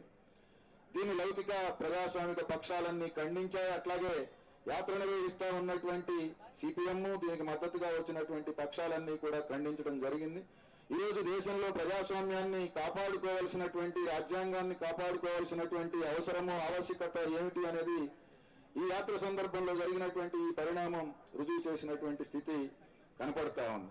అట్లాగే మరొక పరిణామం, ఈ యాత్ర ప్రారంభమైనప్పుడే ఒక తీవ్రమైనటువంటి వర్షంలో ఈ యాత్రని ప్రారంభించుకోవడం జరిగింది. వడగళ్ల వానలు, ఈదురు గాలులు, వీటన్నిటిలో ఈ కాలంలో వేసినటువంటి మిర్చి, పత్తి, మొక్కజొన్న ఈ పంటలు తీవ్రంగా దెబ్బతిన్నాయి. ఈ దెబ్బతిన్నటువంటి పంటల్ని యాత్ర బృందం పరిశీలించింది. అట్లాగే దెబ్బతిన్నటువంటి పంటలని పరిశీలించడం కోసం ముఖ్యమంత్రి గారు రావడం కూడా యాత్ర జరుగుతున్నటువంటి ప్రాంతంలోకి రావడం జరిగింది. యాత్ర జరుగుతున్నటువంటి ప్రాంతానికి వస్తూ ఆయన మన పార్టీ రాష్ట్ర కార్యదర్శి కామ్రేడ్ తమ్మినేని గారిని కూడా, అట్లాగే సిపిఐ రాష్ట్ర కార్యదర్శి సాంబశివరావు గారిని కూడా ఆహ్వానించారు. వీరు వెళ్లారు. వెళ్ళిన తర్వాత అక్కడ ఒక చర్చ జరిగింది. పంటలకు సంబంధించినటువంటి పరిహారం ఇవ్వడంలో 3,000 రూపాయలనే జీవో, చాలా పాతకాలపు జీవో, ఈరోజు పెట్టుబడులు పెరిగాయి, మీరు ఆలోచించాలి. పార్టీ వైపు నుంచి ఒక విన్నపాన్ని 20,000 రూపాయలు కనీస పరిహారం ఇవ్వాలి అని చెప్పేసి ఇస్తే అంత సాధ్యం కాదంటే, అంత కాకపోతే అందులో ఎంతైనా 3,000 కాకుండా మెరుగుపరచాలి అని చెప్పేసి గట్టిగా పట్టుబట్టినటువంటి సందర్భంలో 10,000 రూపాయలు ఎకరానికి పంట నష్ట పరిహారం ఇవ్వడానికి ముఖ్యమంత్రి గారు అంగీకరించడం జరిగింది. అట్లాగే కేవలం 10,000 రూపాయలు ఇవ్వడమే కాదు, ఆ 10,000 రూపాయలు వాస్తవంగా ఎవరైతే సాగుదారులు ఉంటారో వాళ్ళకి ఇవ్వాలి అని చెప్పేసి మనం మన పార్టీ వైపు నుంచి, వామపక్షాల వైపు నుంచి పట్టుపట్టడం జరిగింది. ఇవాళ కౌలు చేసుకున్నటువంటి రైతులు ఎక్కువ మంది ఉంటారు అంటే ముఖ్యమంత్రి గారు కాదు సొంత యజమానులు ఎక్కువ ఉంటారు అంటే, లేదు, మీరు పరిశీలించే ప్రాంతంలో మీరు కావాలంటే విచారించండి, ఉన్నారు కౌలు రైతులు అత్యధిక మంది అంటే, అప్పటికప్పుడు ఆయన విచారించి నిజమే మీరు చెప్పేది, వాస్తవమే కౌలుదారులు ఎక్కువ ఉన్నారు, అందువల్ల ఈ ఇస్తున్న పరిహారం కౌలు చేస్తున్నటువంటి కౌలు రైతులకి కూడా అందజేసేటట్టుగా ప్రభుత్వం బాధ్యత తీసుకుంటుంది అని చెప్పేసి ఆ వేదిక మీద నుంచే ప్రకటించడం జరిగింది. ఇది ఈ జరిగినటువంటి పరిణామం ఒకటి. మరొక అంశం ఏమిటి అనంటే, ఈ యాత్ర జరుగుతున్నటువంటి ప్రాంతం అంతా బీజేపీ చేత అన్యాయానికి లేదా పక్షపాతానికి గురైనటువంటి ప్రాంతం. ఏనాటి నుంచో ప్రభుత్వాలు వాగ్దానం చేస్తా ఉన్నటువంటి Kasipet railway coach factory BJP అధికారంలోకి వచ్చిన తర్వాత అమలు చేస్తామని వాగ్దానం చేసి దాని గురించి పట్టించుకోలేదు. గిరిజన యూనివర్సిటీ ఇస్తాము ములుగు ప్రాంతంలో అని చెప్పేసి వాగ్దానం చేసి దాని గురించి పట్టించుకోలేదు. అట్లాగే నరేంద్ర మోడీ అధికారంలోకి వచ్చి రావడంతోనే ఆర్డినెన్స్ ద్వారా తెలంగాణలో భాగంగా ఉన్నటువంటి 7 మండలాలని భద్రాచలంలో అంతర్భాగంగా, తెలంగాణలో అంతర్భాగంగా ఉన్నటువంటి 5 పంచాయతీల్ని విడదీసి ఆంధ్రాలో కలిపి పోలవరం ప్రాజెక్టు నీటి ముంపుకి గురి చేసేటటువంటి నిర్ణయాలకు పాల్పడినటువంటి విషయాలను మనం చూశాం. ప్రజలందరూ ఈ విషయాల పట్ల, బీజేపీ అనుసరిస్తున్నటువంటి ధోరణుల పట్ల అనుభవంలో కొంత తెలుసుకొని దాన్ని ఈ సందర్భంలో వారి దృష్టికి తీసుకొచ్చినప్పుడు మరింతగా బీజేపీ అవి అనుసరిస్తున్నటువంటి విధానాలు ఇంకా ఏ రూపంలో తమ పైన దాడి చేస్తా ఉన్నాయో వివరించిన తర్వాత అర్థం చేసుకోవడం జరిగింది. మొత్తంగా చూసుకున్నప్పుడు 1,00,000కు పైగా ప్రజానీకం పాల్గొని ఈ యాత్ర బృందం మొత్తం ఏదైతే మతోన్మాద విధానాలకు, కార్పొరేట్ ఆర్థిక విధానాలకు వ్యతిరేకంగా, ఈ ప్రభుత్వం అనుసరిస్తున్నటువంటి ఆ విధానాలకు వ్యతిరేకంగా, అట్లాగే లౌకిక తత్వాన్ని, ప్రజాస్వామ్యాన్ని కాపాడుకోవాలి అని చెప్పేసి చేస్తున్నటువంటి యాత్ర జయప్రదం కావాలి అని చెప్పేసి ఆకాంక్షించారు. పెద్దలు చెప్పినట్టుగా ఈ భూమి వీర తెలంగాణ రైతాంగ సాయుధ పోరాటం సాగించినటువంటి భూమి. 4,000 మంది కార్యకర్తలు తమ ప్రాణాలు బలిదానం గావించి నైజాం నవాబుకి వ్యతిరేకంగా లౌకిక తత్వంతో పోరాటం సాగించినటువంటి భూమి. ఈ యాత్ర జరిగినటువంటి ప్రాంతంలో నైజాం నవాబుకు వ్యతిరేకంగా ముస్లింలుగానే ఉన్నటువంటి బందగి కావచ్చు, చిన్న మల్సూరు, పెద్ద మల్సూరు, షోయబుల్లా ఖాను, ముద్దిన్ మొహిద్దీన్ లాంటి అనేక మంది యోధులు, వీరితో పాటు మల్లు స్వరాజ్యం, భీమిరెడ్డి నరసింహారెడ్డి, ఆరుట్ల రామచంద్రారెడ్డి, రావి నారాయణ రెడ్డి, బద్దం ఎల్లారెడ్డి, ధర్మభిక్షం లాంటి యోధులు తిరిగాడి ప్రజలను చైతన్యవంతం చేసినటువంటి ప్రాంతం.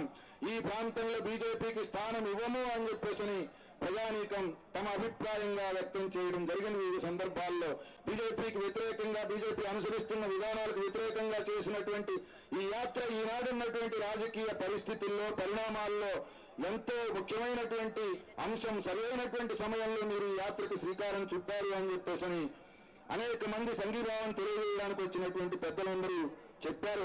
ఈ యాత్రలో ఖమ్మం జిల్లాలో చివరిగా ఖమ్మం పార్లమెంటు సభ్యులు రామా నాగేశ్వరరావు గారు కూడా పాల్గొని తమ సంఘీభావం తెలియజేసి యాత్ర జయప్రదం కావడానికి అవసరమైనటువంటి సహకారాన్ని అందించినటువంటి స్థితి ఉంది. ఇట్లా అనేక మంది మద్దతుతోని ఈ యాత్ర జయప్రదంగా సాగింది. ఇందులో పాల్గొన్నటువంటి వాళ్ళందరూ ఒక్క విషయం మీ దృష్టికి తీసుకొచ్చేది, యాత్ర జయప్రదం కావడంలో కీలకమైన, ముఖ్యమైన భూమిక పోషించినటువంటి పార్టీ జిల్లా కమిటీలు, మండల కమిటీలు, గ్రామ శాఖలు, వివిధ రంగాలకు చెందినటువంటి ముఖ్యులు అందరికీ జన చైతన్య యాత్ర బృందం తరపున హృదయపూర్వకమైనటువంటి అభినందనలు, ధన్యవాదాలు తెలియజేసుకుంటూ సెలవు తీసుకుంటా ఉన్నా. నమస్కారం. సుదర్శన్ గారికి ధన్యవాదాలు. ఇప్పుడు రెండవ యాత్ర జనవరి 23న ప్రారంభమైన యాత్రకు నాయకత్వం వహించినటువంటి పార్టీ రాష్ట్ర సెక్రటరీ సభ్యులు కామ్రేడ్ ఎస్ వీరయ్య గారిని మాట్లాడాల్సిందిగా కోరుతున్నాను.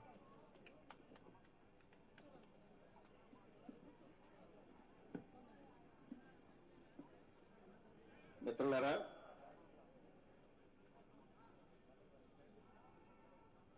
మా యాత్ర ఒక ప్రత్యేకత కలిగి ఉన్నది. యాత్ర ప్రారంభమైంది బీజేపీ నాయకుడు ఎన్నికైనటువంటి ఆదిలాబాద్ పార్లమెంటరీ నియోజకవర్గం. అక్కడి నుంచి నిజామాబాద్ పార్లమెంటరీ నియోజకవర్గంలో ఎన్నికైన బీజేపీ నాయకుడి నియోజకవర్గం జగిత్యాల. అక్కడి నుంచి కరీంనగర్ పార్లమెంటరీ నియోజకవర్గం బీజేపీ రాష్ట్ర అధ్యక్షుడు ఉన్నటువంటి కరీంనగరు. అక్కడి నుంచి దుబ్బాకలో బీజేపీ ఎమ్మెల్యే గెలిచినటువంటి సిద్దిపేట జిల్లా. ఇట్లా బీజేపీని నమ్మి జనం ఓటేసి బీజేపీని గెలిపించినటువంటి ప్రాంతాల నుంచి మా యాత్ర సాగింది. దానికి తగినట్టుగానే యాత్రలో కలిసినటువంటి జనం, బాధితులు, పేదలు బీజేపీని నమ్మి ఓటేసినాం. కానీ మాకు ఈ సమస్యలన్నీ ఎన్నికలకు ముందు వాగ్దానం చేసినలు తీరా ఇప్పుడు వాళ్ళ పీరియడ్ వస్తున్నది, ఇంతవరకు ఆలు లేదు చూడలేదు అని చెప్పేసి వినతి పత్రాలు ఇచ్చాను. సోయం బాపురావు గారు ఆదిలాబాద్ లో మా యాత్ర ప్రారంభమైంది. అక్కడ సోయం బాపురావు గారు బీజేపీ నుంచి ఎన్నికయ్యారు. ఆయన ఎన్నికైన తీరే ఆందోళనకరమైంది. ఆదివాసీలకు, మైదాన ప్రాంత గిరిజనులకు మధ్యన చిచ్చు పెట్టి ఓటు బ్యాంకును రూపొందించుకొని గెలుచుకున్నటువంటి స్థానం అది. స్వతహా బీజేపీ బలంగా ఉండి వచ్చింది కాదు. కానీ ఒకసారి బీజేపీలో చేరిన తర్వాత బీజేపీ లక్షణాలన్నీ వంటబట్టి అనేక వాగ్దానాలు చేయటం, చేసిన వాగ్దానాల్ని పక్కన పెట్టడం, అక్కడ జరిగింది అదే. సిమెంట్ కార్పొరేషన్ ఆఫ్ ఇండియా దగ్గర నుంచి మొదలు పెడితే, ఆదిలాబాదు ఆర్మూర్ రైల్వే ట్రాక్ దగ్గర నుంచి మొదలు పెడితే అనేక సమస్యలు అక్కడ ఉన్నటువంటి ప్రజానీకం గోడు వినిపించుకున్నారు. కేంద్ర ప్రభుత్వం మాత్రమే చేయగలిగేటువంటి పనులు, కేంద్రంలో అధికారంలో ఉన్న బీజేపీ తరఫున పార్లమెంటుకు గెలిచినటువంటి నాయకులు అక్కడ ఉన్నారు. వాళ్ళు తలుచుకుంటే ఖచ్చితంగా అమలు జరపగలిగేటువంటి విషయాలవి. కానీ సోయం బాపురావు గారు ఎన్నికలకు ముందు చెప్పింది వేరు, ఎన్నికల తర్వాత ఆ ప్రజానీకానికి మొండి చేయి చూపించారు. అక్కడి నుంచి ధర్మపురి అరవింద్ గారి నియోజకవర్గంలో చూస్తే జగిత్యాల ప్రజలు ఇచ్చినటువంటి వినతి పత్రాల్లో, అయ్యా అటు నిజామాబాద్ దగ్గర నుంచి జగిత్యాల వరకు మేము పసుపు రైతులం, పసుపు పండించుకుంటున్నాం, బీజేపీ అధికారంలోకి వస్తే పసుపు బోర్డు ఏడాది లోపలనే వచ్చేస్తుందని చెప్పేసి అరచేతిలో స్వర్గం చూపించండు, నమ్మి ఓటేసినాం. ఇప్పుడు పసుపు బోర్డు లేదు, పసుపు బోర్డు ఎందుకయ్యా మీకు, అంతకంటే గొప్పది తెచ్చి పెడతా కదా అని చెప్పేసి బుకాయిస్తున్నాడు, మాకేమన్నా సాయం చేయండి అని చెప్పేసి వాళ్ళు అడుగుతున్నారు. అంతేకాదు చారిత్రాత్మకమైనటువంటి నిజాం షుగర్ ఫ్యాక్టరీ కూడా ఆ నియోజకవర్గంలో ఉంది, అది కూడా తెరిపిస్తామని చెప్పి వాగ్దానం చేసి దాని సంగతి కూడా ఊసెత్తట్లేడు. ఇది ఆ జనం అడుగుతున్నటువంటి ప్రశ్న. ఇప్పుడు ఎన్నికలకు ముందు ఓట్లు అడిగాడు, రాజకీయం చేశాడు, ఎన్నికల తర్వాత మాత్రం సన్యాసం పుచ్చుకున్నట్టుగా నన్ను ఏమి అడగకండి అనే పద్ధతుల్లో వ్యవహరిస్తున్నాడు అని అంటే అది బీజేపీ లక్షణం అని చెప్పేసి పాపం జనానికి చాలా ఆలస్యంగా అర్థమవుతా ఉంది. ఆ నుంచి బండి సంజయ్ గారి నియోజకవర్గంలోకి వచ్చినాం. ఆయన బీజేపీకి రాష్ట్ర అధ్యక్షుడు కూడా కదా, కాబట్టి వీళ్ళందరినీ మించినటువంటి అబద్ధాలు, వీళ్ళందరినీ మించినటువంటి మోసాలు ఆ నియోజకవర్గంలో మనకు కనపడతాయి. ఆయన చెయ్యని వాగ్దానం లేదు, చెప్పని మాట లేదు, చేసింది ఒక్కటి కూడా లేదు. కానీ రోజు బండి సంజయ్ గారు మాట్లాడతారు కదా, రోజు కనీసం 4-5 కాలమ్స్ వార్తలు లేని పత్రిక ఉండదు కదా, మరి ఏం మాట్లాడతారు ఆయన అని చెప్పేసి అంటే ఆ నియోజకవర్గం ప్రజలు చెప్పేది ఏంటంటే,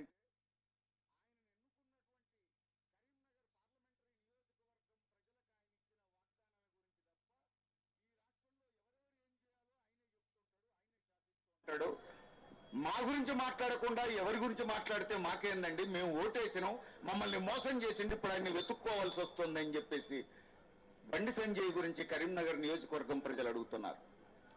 ఎక్కడా లేని విధంగా బండి సంజయ్ నియోజకవర్గంలో మాత్రం బండి సంజయ్ అబద్ధాలు చెప్పినప్పుడల్లా చప్పట్ల మోత ఆడియన్స్ నుంచి.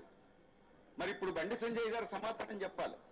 ఆయన కేవలం కరీంనగర్ నియోజకవర్గ ప్రజలకు మాత్రమే కాదు, రాష్ట్రానికి సమాధానం చెప్పాలి. రాష్ట్రంలో బీజేపీ అధ్యక్షుడు రాష్ట్రం అంతా ఇప్పుడు పాదయాత్రలు చేస్తున్నాడు. పాదయాత్రలు చేసే లక్షణం కమ్యూనిస్టులది. మేము చేయగలం అన్నట్టుగా బయలుదేరిండు. కానీ కమ్యూనిస్టులు, ఎర్ర జెండా యోధులు పాదయాత్రలు చేస్తే ప్రజల సమస్యల మీద మాట్లాడతారు, ప్రజా సమస్యల మీద పోరాటానికి సిద్ధపడతారు. కానీ బండి సంజయ్ మాత్రం తొండి వాదనలు చేస్తున్నాడు. బండి సంజయ్కి ప్రజా సమస్యలు కనిపించట్లేవు. ఎక్కడికి పోయినా హిందువులకు ముస్లింలకు మధ్య చిచ్చు పెట్టే ఛాన్స్ ఎక్కడ దొరుకుద్దా అని చూస్తున్నాడు. ఎక్కడికి పోయినా హిందువులకు క్రైస్తవులకు ఎక్కడ చిచ్చు పెట్టొచ్చా అనేది చూస్తున్నాడు. అది ఇది కాకపోతే సంస్కారవంతం అని చెప్పుకుంటారు, మహిళల్ని గౌరవిస్తామని చెప్పేసి చెప్పుకుంటారు. కానీ కవిత ఒక నాయకురాలు, ఒక మహిళ అనేటువంటి స్పృహ కూడా లేకుండా అసభ్యంగా మాట్లాడే స్థితికి కూడా వెళ్ళిపోయారు ఆయన. పాపం ఏమిటి ప్రశ్న, ఎందుకు ఇట్లా మాట్లాడుతున్నారు? ఒక బాధ్యతాయుతమైనటువంటి పార్టీ రాష్ట్ర అధ్యక్షులుగా ఉండేటువంటి ప్రశ్న ఆయన నియోజకవర్గం నుంచి ఎదురైంది. చెప్పాం, అది ఆయన సొంత లక్షణం మాత్రమే కాదు, అది కేవలం బండి సంజయ్ గారికి మాత్రమే సంబంధించిన విషయం కాదు, అది ఆర్ఎస్ఎస్ లక్షణం, అది బీజేపీ లక్షణం. అది చూడండి, దేశమంతా మహిళల గురించి వీళ్ళు వ్యవహరిస్తున్న తీరు అట్లానే ఉన్నది. హైదరాబాద్ నడిబొడ్డున గెలిచినటువంటి రాజాసింగ్ ఏమన్నాడు? సినిమాల్లో ఉన్నటువంటి ఆడవాళ్ళందరినీ గురించి కూడా అసభ్యంగానే ప్రముఖ టీవీ ఛానల్లో మాట్లాడాడు. ఒక్కసారి కాదు, నేను మళ్ళా చెప్తా అని చెప్పేసి మహిళలను అసభ్యకరంగా మాట్లాడినటువంటి సంస్కృతి వాళ్ళది. అందుకని ఆ తానులో గుడ్డ ఆ రంగులో ఉండకపోతే ఇంకే రంగులో ఉంటది అని వాళ్ళకి చెప్పాల్సి వచ్చింది. ఇది బండి సంజయ్ గోత్రం. మరి బీజేపీకి రాష్ట్ర అధ్యక్షుడిగా ఉన్న బండి సంజయ్ నిజంగానే ఆయనకు అంత శక్తి ఉంటే, కేంద్రంలో తమ ప్రభుత్వమే ఉంది, నిజంగా తనకు చిత్తశుద్ధి ఉంటే, ఈ రాష్ట్ర బీజేపీకి చిత్తశుద్ధి ఉంటే, ఇక్కడ ఆర్ఎస్ఎస్ కు చిత్తశుద్ధి ఉంటే, రాష్ట్ర విభజన చట్టంలో ఉన్నటువంటి అంశాలన్నింటినీ కూడా అమలు జరపొచ్చు కదా. అమలు జరపలేదు. ఆండించి సిద్దిపేట వస్తే అక్కడ శాసనసభ్యుడిగా ఎన్నికైనటువంటి నాయకుడి గురించి జనం కొంతమంది బాధపడుతూ చెప్తున్నారు, కొంతమంది నవ్వుకుంటూ చెప్తున్నారు. దుబ్బాక నియోజకవర్గం ఎమ్మెల్యే ఆయన చేసిన వాగ్దానాలు చూస్తే నోటి మాటలు కాదు, అవన్నీ రాతపూర్వకంగా ప్రింట్ వేసి పంచాడు. తాను శాసనసభ్యుడిగా ఎన్నికైతే దుబ్బాక చుట్టూ రింగు రోడ్డు ఇస్తానన్నాడంట. తాను శాసనసభ్యుడిగా ఎన్నికైతే టెక్స్టైల్ పార్కు తెస్తానన్నాడు.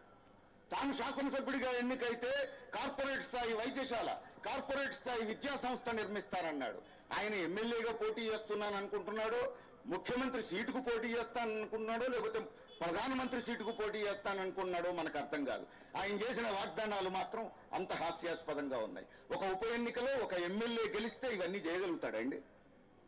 కానీ జనం నమ్మిండు. ఎందుకనంటే ఆయన జాతీయ స్థాయిలో అధికారంలో ఉన్న బీజేపీ ఎమ్మెల్యేగా నేను గెలవబోతున్నాను అంటున్నాడు కాబట్టి, ప్రధానమంత్రి ఆయనకు చాలా దగ్గర అంటున్నాడు కాబట్టి, హోంమంత్రి ఆయనకు చాలా దగ్గర అంటున్నాడు కాబట్టి, వాళ్ళ మెప్పించి ఏమైనా పైసల మూటలు తెస్తాడేమో అని చెప్పేసి అమాయక జనం నమ్మిండ్లు.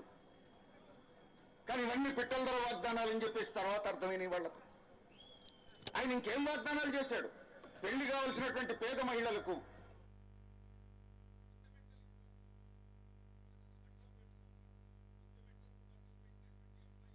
ఒక్కళ్ళు కూడా కనపడలేదు. మరి ఎక్కడి నుంచి పెడదాం అనుకున్నాడు? వాళ్ళ పార్టీ నుంచి పెడదాం అనుకున్నాడా? లేదా కేంద్ర ప్రభుత్వం నుంచి మోడీ గారు వాటికి కూడా నిధులు పంపిస్తాయనుకున్నాడా? అసలు కేంద్ర ప్రభుత్వం నిధులు ఇలాంటి వాటికి రాష్ట్రంలో ఒక నియోజకవర్గానికి ఇస్తుందా? పుస్తమెట్టెలకు బట్టలు పెట్టడానికి కూడా నాకు తెలియదు. రాజ్యాంగంలో అట్లాంటిది ఎక్కడన్నా రాస్తున్నదేమో నాకు తెలియదు. మరి ఆయన గెలిచిన ఎమ్మెల్యే చెప్పాలి. ఇది బీజేపీ గోత్రం. అందుకని తాము చట్టపరంగా విభజన చట్టంలో ఉన్న వాటిని అమలు జరపలేదు. పార్లమెంటుకు ఎన్నికై తాము మాత్రమే చేయగలిగేటువంటి సమస్యలను కూడా పరిష్కరించలేదు. అంతేకాదు మునుగోడు, మేము భువనగిరి జిల్లాకు వచ్చాం, మునుగోడులో కొన్ని మండలాలు భువనగిరి నియోజకవర్గంలో ఉన్నాయి. ఆ ప్రజానీకం అడుగుతున్నారు. మాకు చాలా వాగ్దానాలు చేసిండండి కోమటిరెడ్డి రాజగోపాల్ రెడ్డి గారు, 28 వాగ్దానాలు ప్రింటెడ్ గా ముద్రించి పంచేండు, మరి వాటి సంగతి ఏంది ఇప్పుడు మాకు అర్థం కావట్లేదని చెప్పేసి పైగా ఆయన వాగ్దానాలు చేసేటప్పుడు కింద ఏం రాసిండు? ఇవన్నీ ఆయా సమస్యలకు సంబంధించిన కేంద్ర మంత్రులతో చర్చించి వాళ్ళ ఆమోదం తీసుకొని మాత్రమే ఈ వాగ్దానాలు చేస్తున్నా అన్నాడు. మరి కేంద్ర మంత్రులతో చర్చించి అంత పలుకుబడి ఉండి వాళ్ళ ఆమోదం తీసుకొని చేసిన వాగ్దానాలకు ఇప్పుడు హతీగతి లేకుండా ఎందుకు పోయింది? సమాధానం చెప్పాలి. వీటన్నిటికి తోడు నేను దుబ్బాక శాసనసభ్యుడి వాగ్దానాలు కూడా చెప్పాను. ఏమి వాగ్దానాలు చేయొచ్చో, ఏమి వాగ్దానాలు చేయకూడదో, ఏదైతేనేమి మభ్య పెడితే చాలని చెప్పేసి చాలా చెప్పిండు ఆయన. కాబట్టి మభ్య పెట్టడం కోసమే చెప్పిండు కాబట్టి అవన్నీ మర్చిపోయింది. ఇంత దారుణంగా ఈరోజు ఉన్నది. హైదరాబాద్ చుట్టూ ఉన్నటువంటి పారిశ్రామిక ప్రాంతాలు, మేడ్చల్ నుంచి మేము ఇక్కడికి వచ్చాం, అటు భువనగిరి పారిశ్రామిక ప్రాంతాలకు పోయినాం. జరిగిందేమిటి? కార్మిక చట్టాలన్నీ రద్దు చేశారు. ఈరోజు కనీస వేతనాల కోసం కార్మికులు అల్లాడిపోతున్నారు. ట్రేడ్ యూనియన్లు 26,000 రూపాయలు కనీస వేతనం ఇవ్వాలని కోరుతుంటే కేంద్రంలో ప్రధానమంత్రి నరేంద్ర మోడీ ప్రభుత్వం ఒక జీవో జారీ చేసింది. ఏమిటి? రోజుకు 178 రూపాయలు, అంటే నెలకు 4,628 రూపాయలు ఇస్తే సరిపోతుందట. మోడీ గారు ఏమైనా బతకగలరా అట్లా? తెలంగాణలో ఉన్న ఒక బీజేపీ నాయకుడు లేదా ఒక ఆర్ఎస్ఎస్ నాయకుడు తమ కుటుంబాన్ని ఆ రూపంలో 4,628 రూపాయలతో ఒక నెల రోజులు బతకడం చూపిస్తే అది మోడీ మోడల్ గా చెప్తాం. మేము కూడా అందరూ అట్లా బతకండి, దేశంలో తిండికి లేకపోవడం అనే సమస్య ఉండదని చెప్తాం. మరి చేసి చూపించండి. బీజేపీ నాయకులు చేయాలా పని, ఆర్ఎస్ఎస్ నాయకులు చేయాలా పని? ఎవరిని మోసం చేయడానికి మాట్లాడుతున్నారు ఇట్లా? స్వాతంత్రోద్యమంతో అటువంటి సంబంధం లేని వీళ్ళు అధికారంలో వచ్చిన పాపానికి ఈ రోజు జాతీయోద్యమ వారసత్వంతో పోరాడి సాధించుకున్నటువంటి కార్మికుల హక్కులన్నింటినీ కూడా కాలరాసి ఈరోజు దేశద్రోహులుగా మిగిలిపోతున్నారు బీజేపీ నాయకులు, దేశద్రోహులుగా మిగిలిపోతున్నారు ఆర్ఎస్ఎస్ నాయకులు, తెల్లదొరల సేవలో తరించినటువంటి ఆర్ఎస్ఎస్ నాయకులు, ఎమర్జెన్సీలో పాలకుల సేవలో తరించినటువంటి ఆర్ఎస్ఎస్ నాయకులు ఈ రోజు నియంతృత్వ పోకడలు పోకపోతే, కార్మిక చట్టాలు రద్దు చేయకపోతే ప్రజల పట్ల, కార్మికుల పట్ల ప్రేమతో వ్యవహరిస్తారా? సరిగ్గా వాళ్ళ లక్షణం ఏముందో అదే అమలు జరుపుతున్నారు, వాళ్ళ నైజం ఏమిటో అదే అమలు జరుపుతున్నారు అనేటువంటిది. ఇవాళ కార్మికుల కనీస వేతనం గురించి ఆయన నెలకు 4,628 రూపాయలు అంటున్నాడు. మరి ప్రధానమంత్రి వేతనం ఎంత? 2,80,000 రూపాయలు. ఆర్ఎస్ఎస్ నాయకులు, బీజేపీ నాయకులు చెప్తారు, వాళ్ళు సిగ్గుతో తలదించుకోవాలి. ఒంటరిగాడండి మా ప్రధానమంత్రి మోడీ, ఆయన ఇట్లా ఆరిపోసుకుంటారు ఏందని చెప్పేసి అంటున్నారు. ఒంటరిగాడికి మరి 2,80,000 ఎందుకు? 2,80,000 నెలకు జీతం ఎందుకు తీసుకుంటున్నాం? ఒంటరిగాడు కదా. ఒంటరిగాడు మరి 10 లక్షల రూపాయల సూటు పండగ పబ్బం వస్తే ఎందుకు వేసుకుంటున్నట్టు? జనం వేసుకోవడానికి గుడ్డ లేకుండా బతుకుతున్నారు. గోచి పెట్టుకోవడానికి గుడ్డ కోసం వెతుకున్నటువంటి జనం ఉన్న దేశం మంది. ఆయనకు 10 లక్షల రూపాయల సూటు కావాల్సి వచ్చిందా? కాబట్టి దేశంలో జనం గురించి బట్టి లేదు మోడీకి, కార్మికుల గురించి బట్టి లేదు, రైతుల గురించి బట్టి లేదు, రైతు వ్యతిరేక చట్టాల గురించి మనం చూసాం. అందుకని ఒక మోసపూరితమైనటువంటి పాలన ఇది అనేటువంటిది మనం దృష్టిలో పెట్టుకోవాల్సిన అవసరం ఉంది. బాధాకరమైన విషయం, మా యాత్ర వస్తుంటే అనేక వినతి పత్రాలు, అంగన్వాడీ వినతి పత్రాలు ఇచ్చారు. మా సమస్యలు పరిష్కరించేట్టు చూడమని ఆశాలు ఇచ్చారు, ఐకేపీ వివోఏలు ఇచ్చారు, తుర్కకాశలు ఇచ్చారు, ఉపాధ్యాయులు ఇచ్చారు, ప్రభుత్వ ఉద్యోగులుగా ఉన్న ఉపాధ్యాయులు ఇచ్చారు. ఈ వినతి పత్రాలన్నీ చూస్తే బాధేసింది. ఎందుకంటే ఒకవైపు అంగన్వాడీలు, ఆశాలు, mid day meals workers, IKP వివోఏలు రాష్ట్రంలో పెద్ద ఎత్తున పోరాడుతున్నారు. మనందరూ తెలుసు, అంగన్వాడీలు చారిత్రాత్మకమైన 3 రోజులు సమ్మె చేశారు. ఆశాలు వేలాది మంది ఒక జాతరలాగా కదిలారు.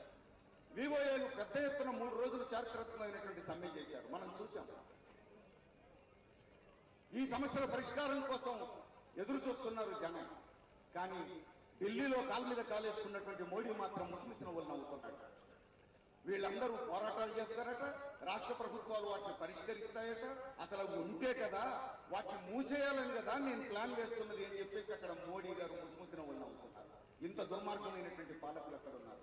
అందుకే వాళ్ళకి చెప్పినాం, రాష్ట్ర వ్యాప్త పోరాటాలు చాలవు, దేశవ్యాప్త పోరాటం చేస్తే తప్ప ఈ సమస్యలకు పరిష్కారం లేదు, ఈ బతుకులకు నిష్కృతి లేదు అని చెప్పేసి చెప్పాం. ప్రభుత్వోద్యోగులు పాపం వాళ్ళ సమస్యలు చెప్పారు. ప్రభుత్వ పాఠశాలలు ఉంటే కదా అని ఆయన నవ్వుతున్నాడు ఢిల్లీలో కూర్చొని మోడీ. ఎందుకంటే నూతన విద్యా విధానం తెచ్చాడు. ఇక ప్రభుత్వ పాఠశాలలు, ప్రభుత్వ కళాశాలలు, ప్రభుత్వ యూనివర్సిటీలు ఉండడానికి వీలు లేదు. అసలు ప్రభుత్వ పాఠశాలలు లేనప్పుడు ప్రభుత్వ ఉద్యోగులు ఎక్కడ ఉంటారు, టీచర్లు ఎక్కడ ఉంటారు, మీ సమస్యలు ఎక్కడ ఉంటాయి, చేసుకోండి ఏం చేసుకుంటారు అనే పద్ధతుల్లో ఈరోజు ఢిల్లీలో ప్రధానమంత్రి పదవిని ఎలగబెడుతున్నాడు రాష్ట్ర ప్రధానమంత్రి. మాకు ఉండడానికి ఇల్లు లేదు అని చెప్పి వినతి పత్రాలు ఇచ్చారు. 100 గజాల స్థలం కావాలి, ఇల్లు కావాలని చెప్పేసి వినతి పత్రాలు ఇచ్చారు. నిజమే, ఈరోజు ఇళ్ల స్థలాల కోసం అగ్రభాగాలు నిలబడి పోరాడుతున్నది ఎర్ర జెండా. 50 కేంద్రాలలో రాష్ట్రంలో CPM నాయకత్వంలో వేలాది మంది గుడిసెలు వేసి ఈ భూమి మాది, దీని మీద మా హక్కు ఉంది, మా జీవితపు హక్కు ఇది, మా జన్మ హక్కు ఇది అని చెప్పేసి పోరాడుతున్నది ఎర్ర జెండా. ఇది అందరికీ తెలిసినటువంటి విషయం. ఆ నమ్మకంతో, ఆ ఆశతోటి వచ్చి వినతి పత్రాలు ఇచ్చారు. కానీ వాళ్ళకి చెప్పాం, మంచిదే, మన పోరాటం ఇంకా కొనసాగుద్ది, మనకు ఇళ్ల స్థలాలు వచ్చేంత వరకు రాష్ట్రంలో ఎవరున్నా, కేంద్రంలో ఎవరున్నా మన పోరాటం ఆగదు అని చెప్పేసి చెప్పాం. కానీ అదే సమయంలో ఇప్పుడు మార్చిలో ఉన్నాం, మార్చి 2023. కానీ నరేంద్ర మోడీ 2022 డిసెంబర్ 31 నాటికి దేశంలో ఇల్లు లేని పేద ఉండడానికి వీల్లేదు, అందరికీ ఇళ్ల స్థలాలు ఇచ్చేస్తానని చెప్పేసి చెప్పిండు నరేంద్ర మోడీ. ఇప్పుడు అది ఎక్కడ పోయింది ఆ వాగ్దానం అని చెప్పేసి అడుగుతున్నాం. ఎక్కడ పోయింది? ఆయనేమి జాలితో ప్రేమతో చెప్పిన మాట కూడా కాదు. అది రాజ్యాంగం ఇచ్చినటువంటి హక్కు. అది రాజ్యాంగంలో 21A ఆర్టికల్ చెప్తున్నది ఏమిటి? గౌరవప్రదంగా జీవించే హక్కు ఉన్నది అని చెప్పేసి. ఢిల్లీ హైకోర్టు ఏం చెప్పింది? ఆ ఆర్టికల్ ప్రకారం గౌరవప్రదంగా జీవించే హక్కు అంటే దట్ ఇంక్లూడ్స్ హౌస్ అని చెప్పేసి చెప్పింది. ఇల్లు కూడా ఉంటేనే గౌరవప్రదంగా జీవించే హక్కు ఉన్నట్టు ఇది రాజ్యాంగబద్ధమైనటువంటి ప్రాథమిక హక్కు అని ఢిల్లీ హైకోర్టు చెప్పింది. ఇంకా ఆదేశిక సూత్రాల్లో చాలా ఉన్నాయి. 38.1, 38.2. మోడీకి చదువురాదా? తెలుసు. రాజ్యాంగం చెప్పింది కాబట్టి ఆ వాగ్దానం చేయకపోతే కుదరదని చెప్పేసి వాగ్దానం చేసింది. కానీ వాగ్దానం చేసి మోసపుచ్చడం RSS అలవాటు, BJP అలవాటు కాబట్టి మోసపుచ్చి వదిలేసింది. పోనీ వదిలేసి ఊరుకున్నాడా? జనానికి ఉండడానికి ఇల్లు లేదు. ఇప్పుడు మోడీ ఒంటరిగాడుగా ఉంటున్నటువంటి మోడీ ఢిల్లీలో 467 కోట్ల రూపాయల విలువ చేసే భవనం నిర్మించుకుంటున్నాడు ప్రభుత్వ డబ్బులతో. 36,000 చదరపు అడుగుల్లో ఇల్లు నిర్మించుకుంటున్నాడు.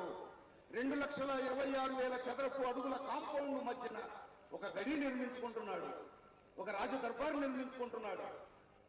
ఒంటరిగాడు అంటారు RSS వాళ్ళు. పాపం చెప్పాలి వాళ్ళు. మరి ఒంటరిగాడికి ఇంత పెద్ద దర్బారు, ఇంత పెద్ద గడి అవసరమా? జనానికి ఒంటి మీద గుడ్డ లేదు, ఉండడానికి ఇల్లు లేదు, గుడిసె లేదు, ఆడపడుచులకు తడిక చాటు లేదనేటువంటి సోయి లేకుండా ఎందుకు ఈ పద్ధతుల్లో వ్యవహరిస్తున్నాడు? సిగ్గు, లజ్జ, శరం ఉన్నటువంటి పాలకులు ఎవరైనా ఈ పద్ధతుల్లో వ్యవహరిస్తారా? తన దేశంలో ఉన్న ఆడపడుచులు తడిక చాటు లేకుండా బాధపడతా ఉంటే తాను మాత్రం 467 కోట్ల రూపాయలతో భవనం నిర్మించుకుంటారా అని చెప్పేసి నేను అడుగుతా ఉన్నాను. ఇది ఏ దేశభక్తి? ఇదేమి సంస్కారం? ఏ ప్రజల కోసం నువ్వు మాట్లాడుతున్నావు? ఏ ప్రజల కోసం నువ్వు పరిపాలన చేస్తున్నావు అని చెప్పేసి అడగాల్సినటువంటి అవసరం ఉంది అని చెప్పేసి కూడా నేను చెప్తా ఉన్నాను. ఇలాంటి పద్ధతుల్లో మోసపూరితమైన విధానాలు అమలు జరుపుతూ ఉంటే జనంలో అసంతృప్తి పెరుగుతా ఉన్నారు. ఐక్య పోరాటాల వైపు నడుస్తూ ఉన్నారు. అందుకే చిచ్చు పెడతా ఉన్నారు. బహించకపోతే చిచ్చు, మంచిర్యాల పోతే చిచ్చు, కరీంనగర్ పోతే చిచ్చు, ఎక్కడ పోయినా మతాల మధ్య చిచ్చు పెట్టడమే వీళ్ళ గోత్రాలు. ఎక్కడ పోయినా మతం పేరుతో భావోద్వేగాలను రెచ్చగొట్టడమే వీళ్ళ పని కావాలి. అంటే హిందువులు మెజారిటీ కాబట్టి చిచ్చు పెడితే మెజారిటీ హిందువులు ఓటు బ్యాంక్గా తయారవుతారు, వచ్చే ఎన్నికల్లో మళ్ళా గెలవచ్చు అనేటువంటిది వీళ్ళ ఆశ. అందుకోసమే బండి సంజయ్ కూడా చూడండి, పాదయాత్ర ఎక్కడి నుంచి ప్రారంభించండు? హైదరాబాద్ నడిపడుతున్న చార్మినార్ పక్క నుంచి. అందరికీ చార్మినార్ అని తెలుసు. చార్మినార్ పక్కన ఇంకొక ఆలయం ఉందట, భాగ్యలక్ష్మి ఆలయం. భాగ్యలక్ష్మి ఆలయం గురించి ఎవరికి తెలియదు. 1967 కంటే ముందు భాగ్యలక్ష్మి ఆలయం ఎక్కడ లేదు. కావాలని RSS వాళ్ళు చార్మినార్ పక్కన ఒకటి పెట్టి చిచ్చు పెట్టి హిందూ ముస్లిం కొట్లాటలు సృష్టించినటువంటి ప్లేస్ అది. ఆయనకు నిజంగా దేశం దేవుడి మీద భక్తి ఉంటే, ఆయనకు నిజంగా మతం మీద భక్తి ఉంటే, ఆయన సొంత నియోజకవర్గంలో తరతరాలుగా ప్రజానీకం వేడుకుంటున్నటువంటి, పూజిస్తున్నటువంటి వేములవాడ రాజన్న ఉన్నాడు. వాళ్ళ దేవుడి మీద నమ్మకం ఉంటే మతం వేములవాడ